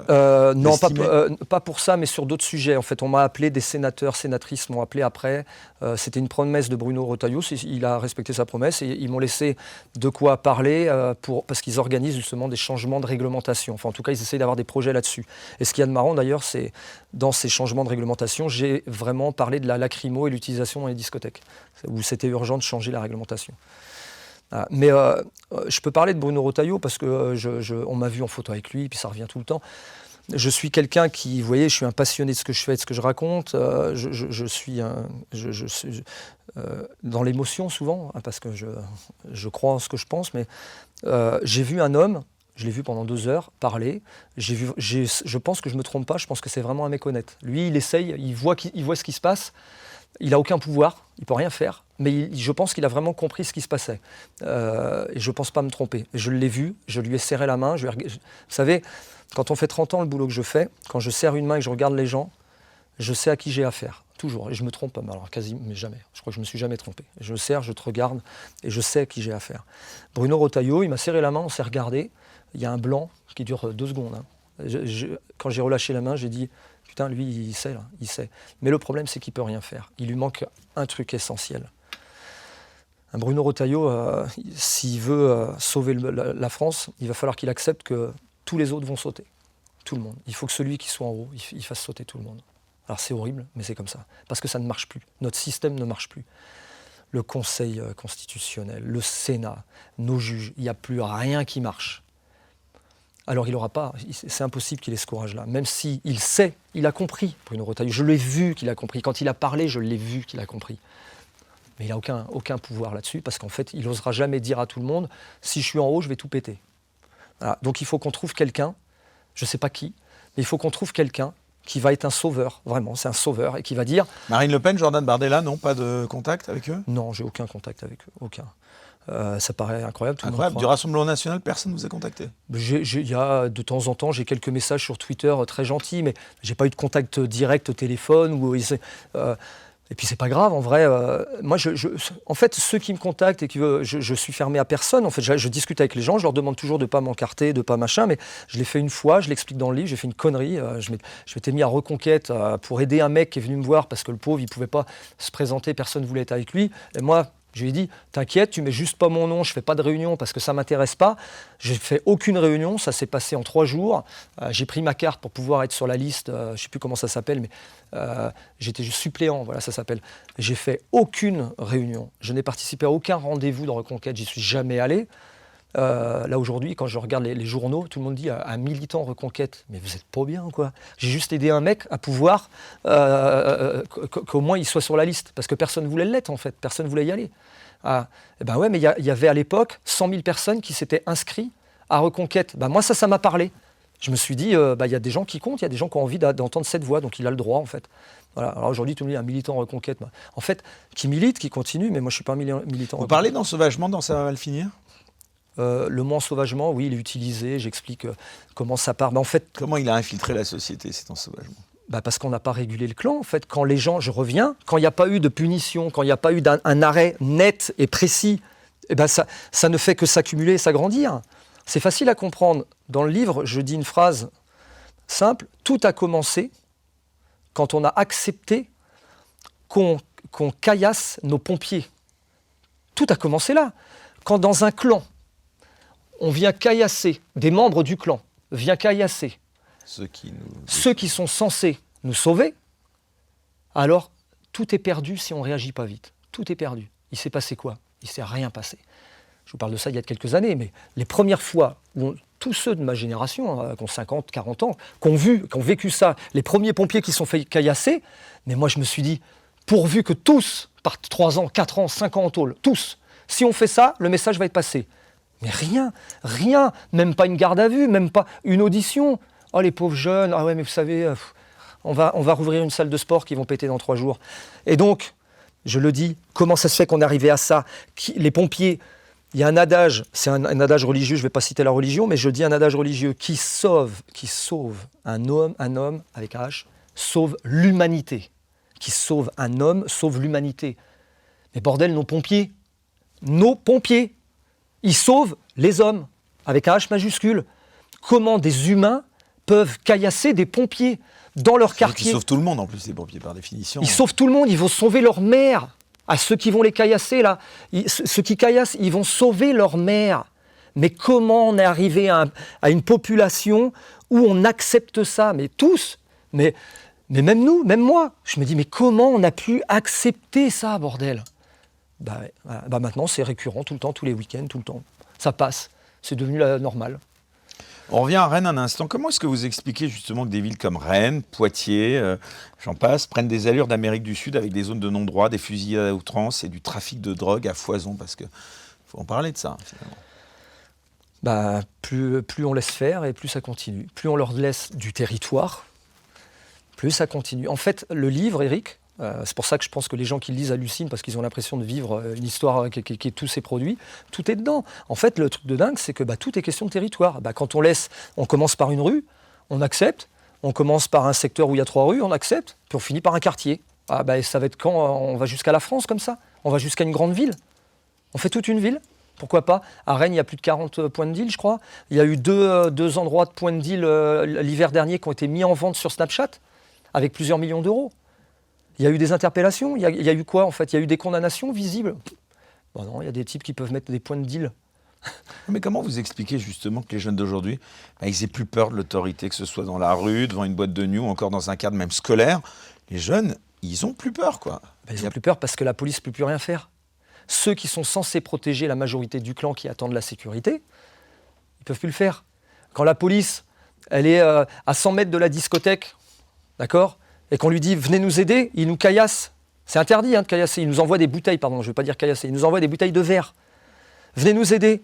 On n'a pas eu la police, elle n'est pas venue nous aider. Ils pensent quoi, eux? On va continuer. D'ailleurs, ça a duré 1 heure. Et puis en plus, ils sont tellement sûrs d'eux qu'en plus, eux-mêmes s'en vantent. Et puis, sont là, ouais, les méchants, les salauds, c'est nous, en fait. C'est-à-dire qu'ils sont tellement sûrs d'eux, ils n'auront rien, et puis ils ont raison, ils peuvent être sûrs d'eux, ils n'auront rien. Nous, on va avoir, mais eux, ils n'auront rien. Voilà. Donc, il faut que ça s'arrête. Il faut qu'il y ait un mec qui dise stop à un moment donné, à tout ça, quoi. Tout ça. Parce qu'en fait, hier, c'était d'autres, aujourd'hui, c'est nous, demain, ce sera d'autres. Jusqu'à quand on accepte? Voilà. C'est ça la question. Puis là, on parle des pompiers. Pour revenir à ces meurtres, j'ai même pas de mots pour les décrire. Dans quelle mesure les meurtres de Lola, Thomas, Philippe Inouï sont devenus des symboles d'un pays à la dérive, d'après vous? Parce que plus on avance dans le temps, plus les jours passent, chaque jour qui passe, on est de plus en plus à être dans le camp de la majorité qui en ont ras-le-bol. Donc de plus en plus de gens, mais il n'y a pas une journée où on ne grandit pas. Je ne sais pas si les gens de l'ultra-gauche s'en rendent compte là, mais moi je m'en rends compte. Je vais vous dire pourquoi. C'est que moi je côtoie des gens, j'en côtoie 150 000 par an. C'est beaucoup 150 000 par an. Moi avec la boîte, oui c'est ça, puisque j'en fais 3 000 par week-end. Mais il y a beaucoup de journalistes comme Patrick Cohen qui relativisent, qui disent que c'est des faits divers au lieu de crimes ciblés, là en l'occurrence. Il est complètement déconnecté de la réalité.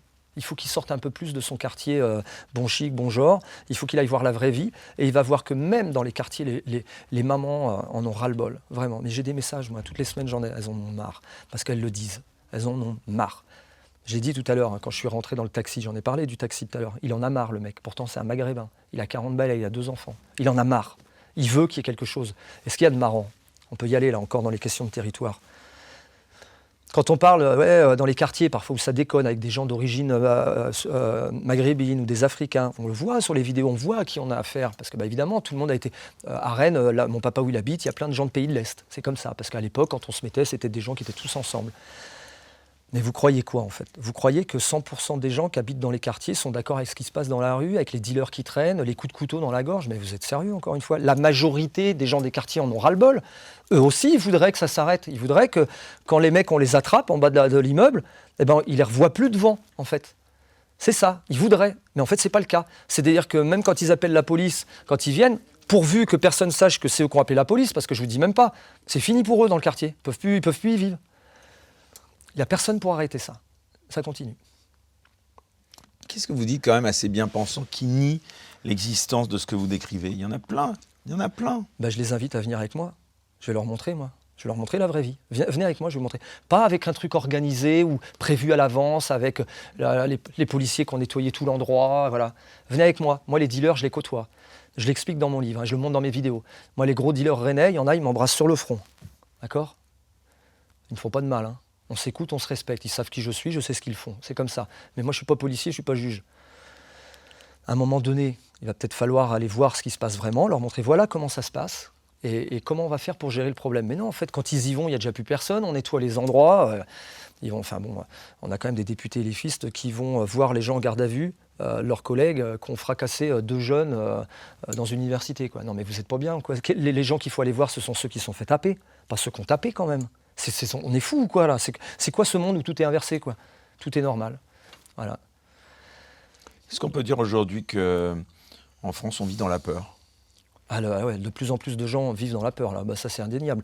Demandez à toutes les femmes de France, les jeunes demoiselles, demandez-leur si à 22h30, elles sont capables de sortir en mini-jupe pour partir dans un quartier. Moi j'ai pas les noms des quartiers à Paris, mais il y a sûrement des quartiers à Paris où à 22h30, si vous leur dites de passer par là, je pense que leur espérance de vie, elle est 3 secondes.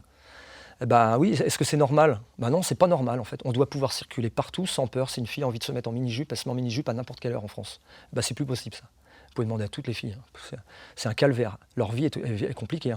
Entre les insultes, les sifflets, tu me donnes son snap. Non mais c'est horrible. Moi, j'ai 2 filles, je sais de quoi je parle. Hein. Une de 25, une de 18. Je peux écrire un livre, si vous voulez. Sur les dont deux. une qui se défend, d'ailleurs.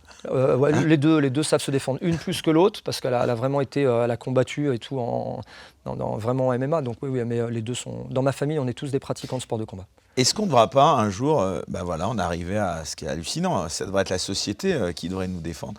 Est-ce qu'on ne devrait pas en arriver à devoir, comme aux États-Unis, il n'y a pas encore le port d'armes autorisé en France, mais est-ce que c'est pas ça la prochaine étape? Vous seriez pour une société comme celle-là, avec un port d'armes autorisé? Tant qu'on a autant de fous là, actuellement, c'est pas possible. Pour avoir un pays comme ça, il faut se dire que tous ceux qui possèdent des armes, en grande majorité, 99% des gens dans le peuple, sont des gens normaux qui ne vont pas tirer sur le premier fou venu. Là, actuellement, surtout pas. Là, surtout pas. Parce que dans les deux sens, bah oui, dans les deux sens, il y a des fous maintenant. L'extrême droite, puis l'extrême gauche, parce qu'il y en a qui en ont tellement marre de l'autre côté aussi, que les mecs, des fois, moi je vois des propos sur les réseaux, sur les miens, parce que les mecs m'écrivent, des fois je me dis ça va loin, quoi. Ça va loin, quoi. Ça veut dire que là, on n'arrive plus du tout à gérer le clan. Mais moi, que ce soit des deux côtés, je ne juge pas. J'analyse pour comprendre comment on va faire pour que ça s'arrête. C'est ça qui m'intéresse, moi. Je suis pas un juge, moi je juge pas les gens. J'essaie juste, quand je parle avec eux, j'essaie de le comprendre. Si je tombe sur un mec où je vois que c'est un ultra-droite, par exemple, j'en côtoie, j'en vois des gens qui viennent. J'en ai rencontré un il n'y a pas très longtemps dans la rue, il me l'a dit cash. Il m'a dit, le Jarl, moi je suis d'ultra-droite, moi je te suis, je regarde ce que tu fais. T'es un peu trop gentil avec les Arabes, t'en fais trop rentrer dans la boîte, voilà ce qu'il me dit, quoi. Et je rigole, je souris, en fait. Puis je lui dis, raconte-moi ton histoire, en fait. C'est quoi, en fait? Et quand ils te racontent leur histoire, tu comprends, en fait. Tu comprends ce qui leur arrive. Et qu'une fois que tu as compris, ça ne veut pas dire que tu pardonnes, hein. Ça veut dire qu'une fois que tu as compris, tu dis, bon, alors, qu'est-ce qu'on peut faire pour que ça change? Et ça devrait être ça, le rôle des politiques. Mais ils ne savent plus le faire. Donc, comme on ne sait plus le faire en groupe politique, c'est-à-dire avec 400 députés ou 500, je ne sais plus combien il y a de députés en France. 577. Donc, ça ne marche plus. 577, ça ne marche plus. Il y a une solution qui est simple quand ça ne marche plus pour sauver un clan. C'est de revenir un peu en arrière, mais très en arrière. C'est-à-dire dire ça ne marche plus, on va s'entretuer là. Donc ça ne marche plus, on se déteste. Alors pourquoi on se déteste? On a compris. Il n'y a pas besoin de le faire 10 fois le film. Il va falloir mettre un mec qui va ne plus avoir besoin de tout ça et de dire vous allez décider, vous tous, le grand clan français. Et on va choisir 7, 8, 9, 10 thèmes. Et avec ces thèmes-là, on va faire des règles, les nouvelles, on va tout jeter. Et on va nous dire, premier thème, immigration. C'est un vrai problème. Immigration. Mais moi, je suis issu de l'immigration. Mais même moi, je dis, on a un problème. Oh là, on a un problème. Les gens adorent aller en vacances au Maroc, par exemple. Les Français vont au Maroc, ils adorent le Maroc. Vous avez vu le Maroc? C'est quadrillé. Ils font gaffe. Là-bas, on déconne pas. Et c'est marrant, parce que les gens français, même les gauchos, j'aime bien dire les gauchos. Mais vous avez raison, parce que Saïm Laibi, que je recevais dans les Incorrectibles, me disait la même chose. Il me disait en Algérie, un gamin ferait le 10e de ce qu'il fait en France, mais voilà, on est ferme là-bas. Je vais surprendre tout le monde, mais moi je comprends pourquoi ils ne veulent pas de nos délinquants. Ils n'en veulent pas. Ils n'en veulent pas, tu m'étonnes. Tu as envie de remettre dans ton clan des mecs qui sont complètement encinglés, qui se tiennent mal, qui ont 17 condamnations. Ouais, c'est dur, alors il va falloir qu'ils les acceptent quand même, parce que c'est les leurs. Mais en vrai, quand on parle du fond, et qu'on parle de protection de clan, eux, ils protègent leur clan. Ils disent non, les tarés qui sont partis chez vous, on va vous les laisser, les gars. Oui, parce que pour faire simple, je peux comprendre en fait que ça les dérange de récupérer les cinglés qu'on a chez nous, quoi. Donc à un moment donné, même si je peux comprendre, mais je ne les excuse pas, hein. Moi, je veux qu'ils les récupèrent, en fait. Moi, je veux ça. Non, vous... Ok, on n'aurait pas dû les recevoir, on n'aurait pas dû ouvrir les portes, hein, ça c'est sûr. Maintenant, on va quand même vous les ramener. C'est parce que c'est les vôtres, on vous les ramène. Il va bien falloir trouver un terrain d'entente, hein, justement, pour que les deux clans... Alors, qu'est-ce qu'il faut faire, d'après vous, pour que ces OQTF, là, finalement, ils ne les reprennent pas? Trouver toutes les solutions possibles pour qu'ils les reprennent. C'est-à-dire ne leur laisser aucune chance possible qu'ils puissent dire non.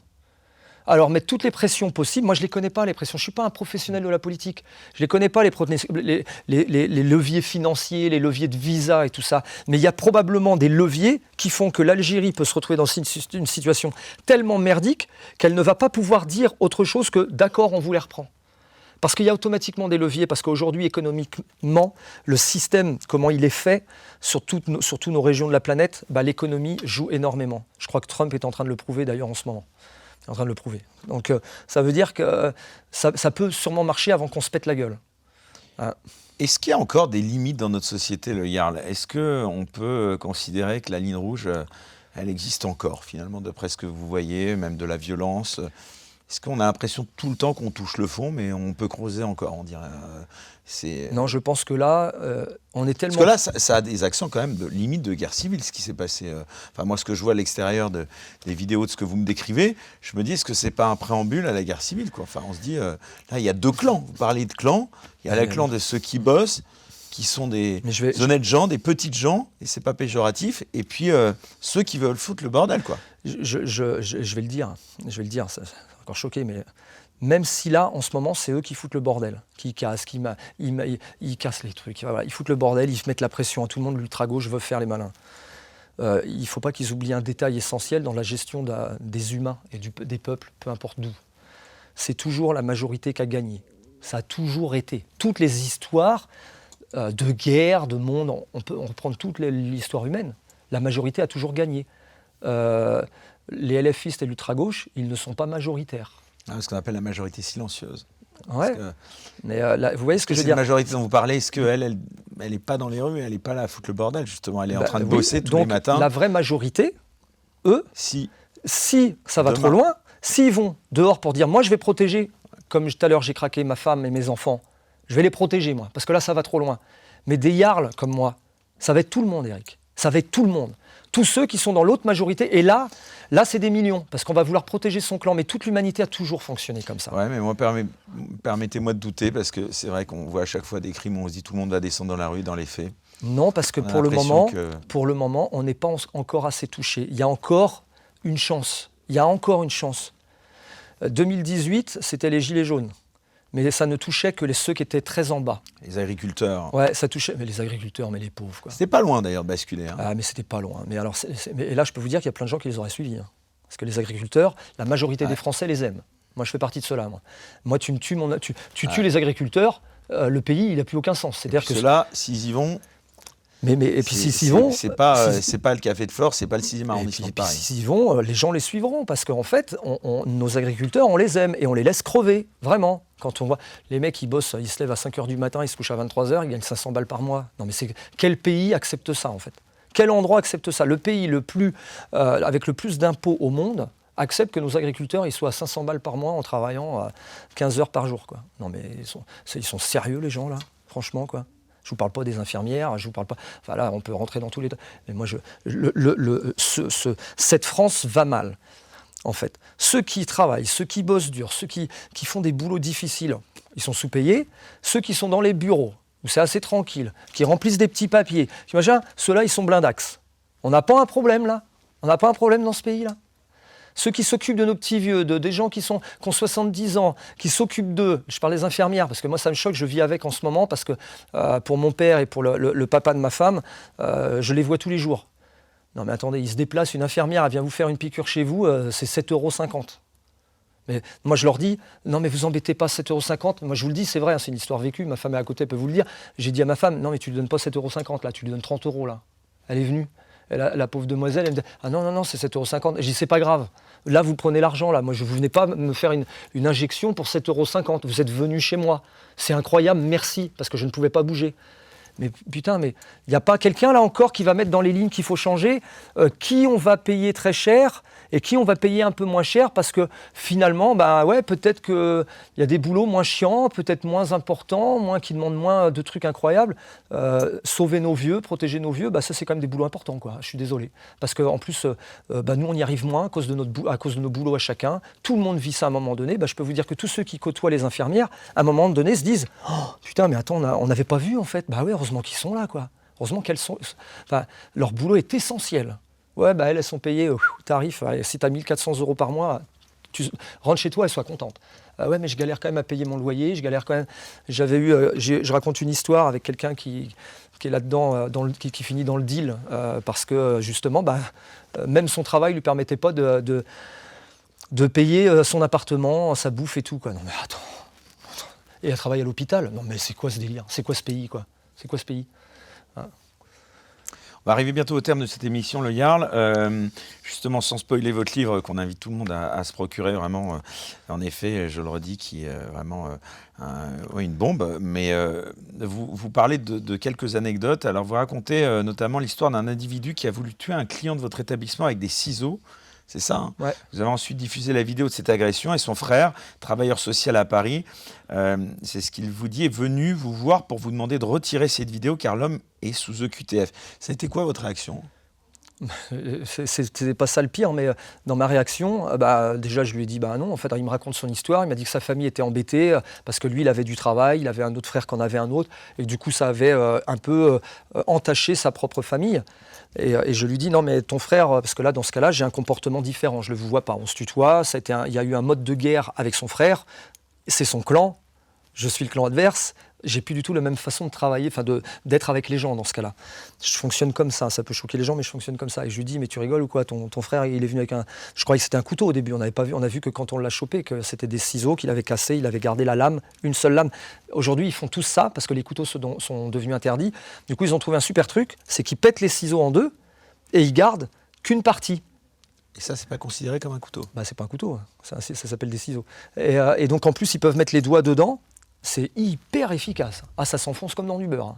Ça coupe, c'est une cisaille, et ça tue quelqu'un en 2 secondes, quoi. Et là, je lui dis, mais attends, il est venu dans un établissement de nuit, il vient, et il sort le couteau parce qu'on le recale, et il fonce sur un client. Si je l'attrape pas, il tue un mec. J'ai dit, tu crois vraiment que j'enlève la vidéo? Je veux que tout le monde voit sa tête. Je veux que tout le monde sache que quand il croise, c'est un individu dangereux. C'est pour ça que je fais ça. Ça choque des fois les gens qui ne comprennent pas. Mais comme ceux qui sont censés nous protéger ne nous protègent plus et nous les laissent dehors, moi, je fais quoi? Je monte la tête des gens qui sont dangereux. Alors on dit, ouais, mais t'es pas juge. Mais bordel, mais dans le livre, on va peut-être mettre que quelqu'un de dangereux, c'est quelqu'un qui casse un ciseau, qui le met dans sa poche. Parce que ça m'étonne. Moi, je pense qu'il n'y a pas un parent normal qui va apprendre ses enfants à dire alors dans la rue, pour te protéger, tu casses un ciseau et tu le mets comme ça te permet d'avoir un couteau. Qui fait ça, en fait? Non, les gens dangereux font ça. Moi, ces gens-là, comme personne ne nous les met à part du clan, la solution, c'est que je m'étais dit, du coup, je vais montrer leur tête. Si je monte leur tête, quand les gens vont les croiser, ils vont faire quoi? Ils vont changer de trottoir. Ils vont dire, putain, t'as vu, c'est le mec de la vidéo du Yarl. On change de trottoir. Et comme je fais des millions de vues à chaque fois, ça marche. À Rennes, j'ai 10 000 exemples. Un chauffeur de bus. Tu sais que je regarde toutes tes vidéos, le Yarl? Pourquoi tu regardes toutes mes vidéos? Parce que quand tu mets des vidéos des mecs dangereux, je les repère. Et quand je les vois, je sais que c'est eux, je fais en sorte de ne pas m'arrêter. Parce que ça me fout les boules. C'est un chauffeur de bus de Rennes. Et dit, grâce à tes vidéos, maintenant, comme je sais que de toute façon, ils sont tous dehors, j'ai pas envie d'avoir ces mecs-là dans mon bus. J'ai peur. Et pour moi, et aussi pour les gens qu'on a dedans. Donc du coup, quand je les repère, j'y vais pas. Il avait repéré un des gars qui avait mis 8 coups de tournevis dans le bus de quelqu'un pour lui prendre son portable. Je raconte cette histoire dans le livre. Et lui, en fait, sur la vidéo, il avait repéré la tête des mecs, dont un, il était un abribus. Donc il a fait quoi pour protéger ceux qui étaient dedans? Il a fait exactement une réaction humaine normale. Et pourtant, il n'a pas les mêmes formations que moi. Il s'est dit, non, lui, il ne faut pas que je le mette dans le bus. Il a raison, il ne faut pas qu'il le mette dans le bus. On en est à ça aujourd'hui en France, en fait. Obligé de se protéger nous-mêmes. On a appris quelque chose de dingue cette semaine. Je ne sais pas si vous avez vu Salah Abdeslam, un des terroristes du Bataclan, qui a reçu en prison. Il aurait reçu des centaines de sollicitations de jeunes femmes, pour la plupart radicalisées. Il se serait marié religieusement en prison en 2022 et il serait sur le point de devenir père. Je ne sais pas s'il l'est pas. Qu'est-ce que ça vous fait qu'un individu comme ça puisse continuer à pouvoir avoir de telles conditions de détention? Eric, celui qui va être en haut, le sauveur, il y a dans une ligne que les gens vont décider. Comment voulez-vous que soient gérées nos prisons? Comment voulez-vous les prisons? Et comment? On met des lignes et on décide. Mais 80% des Français vont dire tout ce qui est crime, tout ce qui est délit, tout ce qui est dangereux pour la vie de l'autre. Des prisons ultra sévères. Mais quand je dis ultra sévères, c'est quand tu es dedans, tu pries pour plus jamais y retourner. Alors oui, il y a encore des gens qui disent « Oui, mais c'est pas humain. » C'est des gens dangereux, en fait. S'ils sont dans du deal ou dans des trucs très importants, où il y a eu des morts, où il y a eu... C'est des gens qui ont aussi... Enfin voilà, lui, en plus, c'est un profil quand même de dingue. Il est dangereux. Comment ça se fait que ce gars-là puisse être dans un endroit avec une PlayStation, avec la bouffe comme il veut? Mais c'est lunaire. Et pendant ce temps-là, ceux qui bossent en France, ils n'arrivent même pas à voir ce que lui, il a. Il a la dernière PS, il a le beau téléphone, dans une prison. Mais c'est fou. Moi, un gars comme ça, c'est... Alors, il y a une petite pièce, elle n'est pas grande, hein. Ça va, t'as 5 mètres, t'as un lit, t'as un siège, t'as tes chiottes. Ça va être comme ça. On va t'amener à bouffer une fois par jour, là, ça va être posé là, d'accord? On va dire 2 fois. 2 fois, c'est là. T'es parti pour 2 ans. À lui, 15 ou 20, d'accord? Mais je donne des exemples, mais on met des critères. Tu vas voir que tu vas pas vouloir y retourner. Puis à chaque fois qu'on va te faire sortir... Enfin, excusez-moi, vous dites ça, mais regardez, la mouche là qu'on a récupéré, celui qui avait tué cette libération, vous savez, son commando a permis de le libérer, qui revient. On a été le retrouver dans un pays de l'Est, justement, et il est revenu, il narguait, il souriait à la caméra. Il n'avait pas l'air d'avoir peur de la prison. Oui. Ils n'ont pas l'air d'avoir peur. Oui, c'est ce que je vous dis avec nos prisons. Ils s'en foutent parce que dans nos prisons, de toute façon, ils peuvent continuer leur business. Ils peuvent préparer des évacuations. Portable.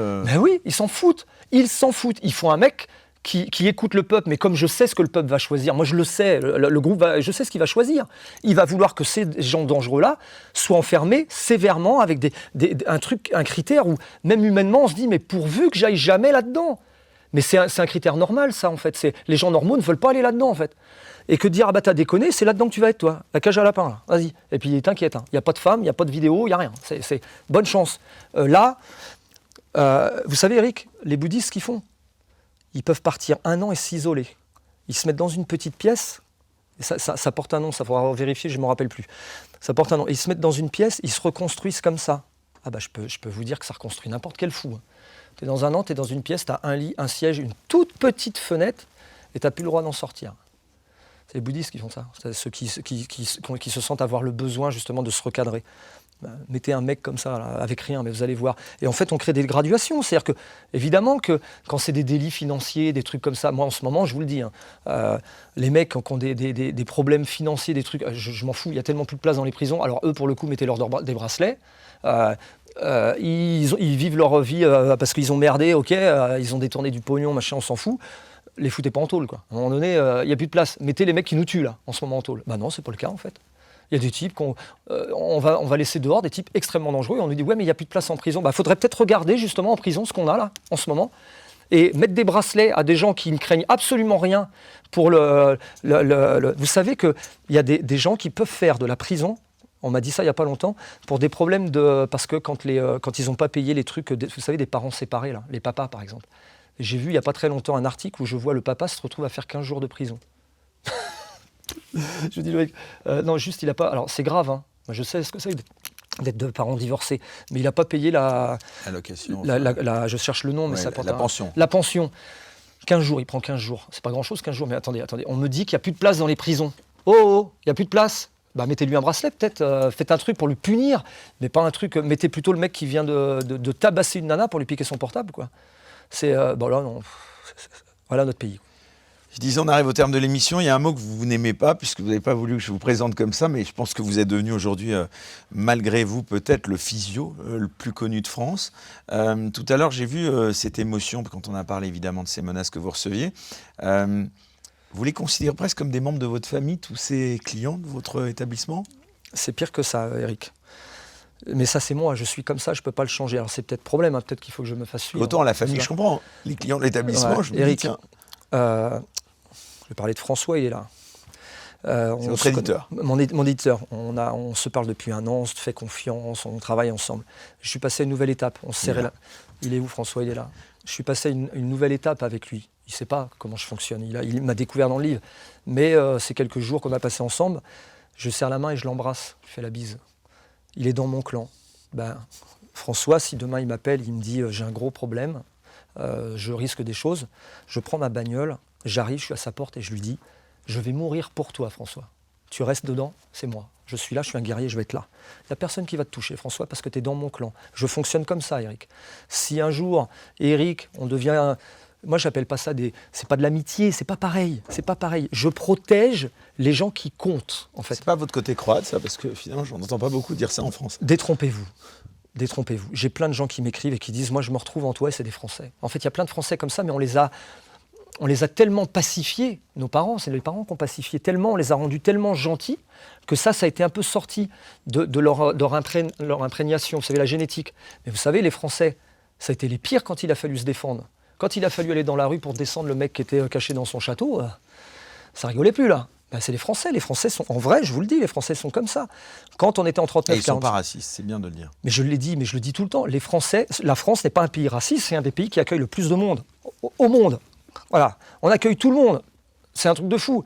Et on ose nous dire, on nous traite... Mais putain, c'est incroyable. Et ben ouais. Et donc, quand je serre la main de quelqu'un, que je deviens quelqu'un et que je lui fais la bise, donc mes clients, Vous savez, tous mes clients, moi, ils me font la bise. Hein. Ils viennent, bah ouais, parce qu'ils me font confiance. On arrive les semaines passent, ils viennent fréquemment. On a des gros, ils sont dans mon clan. C'est déjà d'ailleurs arrivé. Je vais dire quelque chose si tu veux vite fait parce que le temps passe. Bah oui, mais ça va faire halluciner les gens.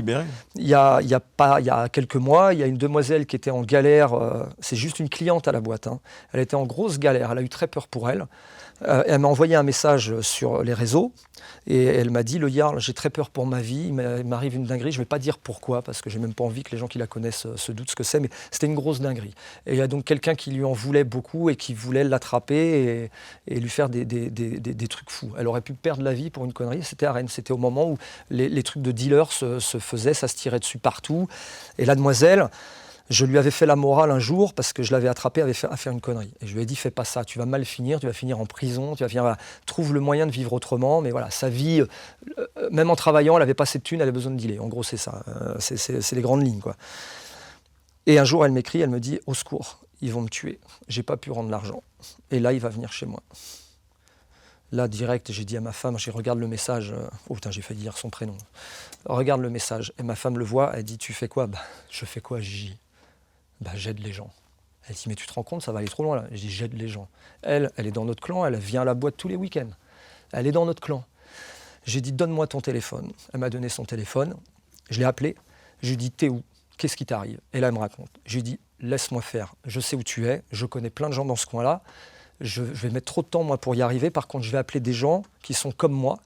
Et tu vas rien craindre parce qu'en fait, si les gens viennent, ils vont perdre. Parce que dans mon clan, les gens que je sollicite, ils sont comme moi. Ils vont perdre. Ils peuvent venir à 25 et armés, ils vont perdre. Et j'ai réglé son problème en à peu près une vingtaine de minutes. Elle m'a rappelé, merci. Ils l'ont attrapé et ils ont mis les choses claires. Il n'y a pas eu de violence, il n'y a pas eu besoin. Le gars en face, il a compris. Il a compris que là, il ne jouait plus dans la même cour. Et les gars lui ont dit, approche-toi de la demoiselle, tu vas mourir. Parce que le Jarl nous a dit de venir. Terminé. La fille a été sauvée, elle vient toujours à la boîte, elle m'en parle toujours, elle n'est plus dans ces histoires de deal, elle a trouvé un boulot, elle gagne un peu plus de thunes, elle fait plus d'heures, et tant mieux pour elle. Eh bien, écoute, ce sera le mot de la fin. Tu vois, tu m'autorises, j'espère. Bien sûr. Merci en tout cas beaucoup pour cette interview vraiment très poignante que tu nous as accordée aux Incorrectibles. Merci beaucoup donc à vous tous qui nous avez suivis. Donc, on rappelle ce livre, donc on encourage évidemment tout le monde à se procurer pendant qu'il est encore accessible. Hein. Il est quasiment, je le disais, en tête dans toutes les catégories sur Amazon. Donc, ça va mal finir. Depuis la nuit des temps, tout est question de territoire aux éditions Nimrod. On remercie d'ailleurs l'éditeur de Nimrod qui est ici, François, ainsi bien sûr que tout ton entourage. Tu es invité quand tu veux, si tu souhaites revenir. En tout cas, c'était vraiment un plaisir, même si je ne sais pas si dans ces conditions, c'était peut-être pas forcément les meilleures pour te recevoir, mais en tout cas, tu m'avais promis et tu as respecté ta parole que tu viendrais. Donc, merci beaucoup d'être venu, le Jarl. On se retrouve quant à nous la semaine prochaine pour une nouvelle émission des Incorrectibles. Et comme je ne cesse de le répéter dans mon émission, surtout, restez incorrectibles. Très bonne soirée à tous, bonne semaine. Bye bye.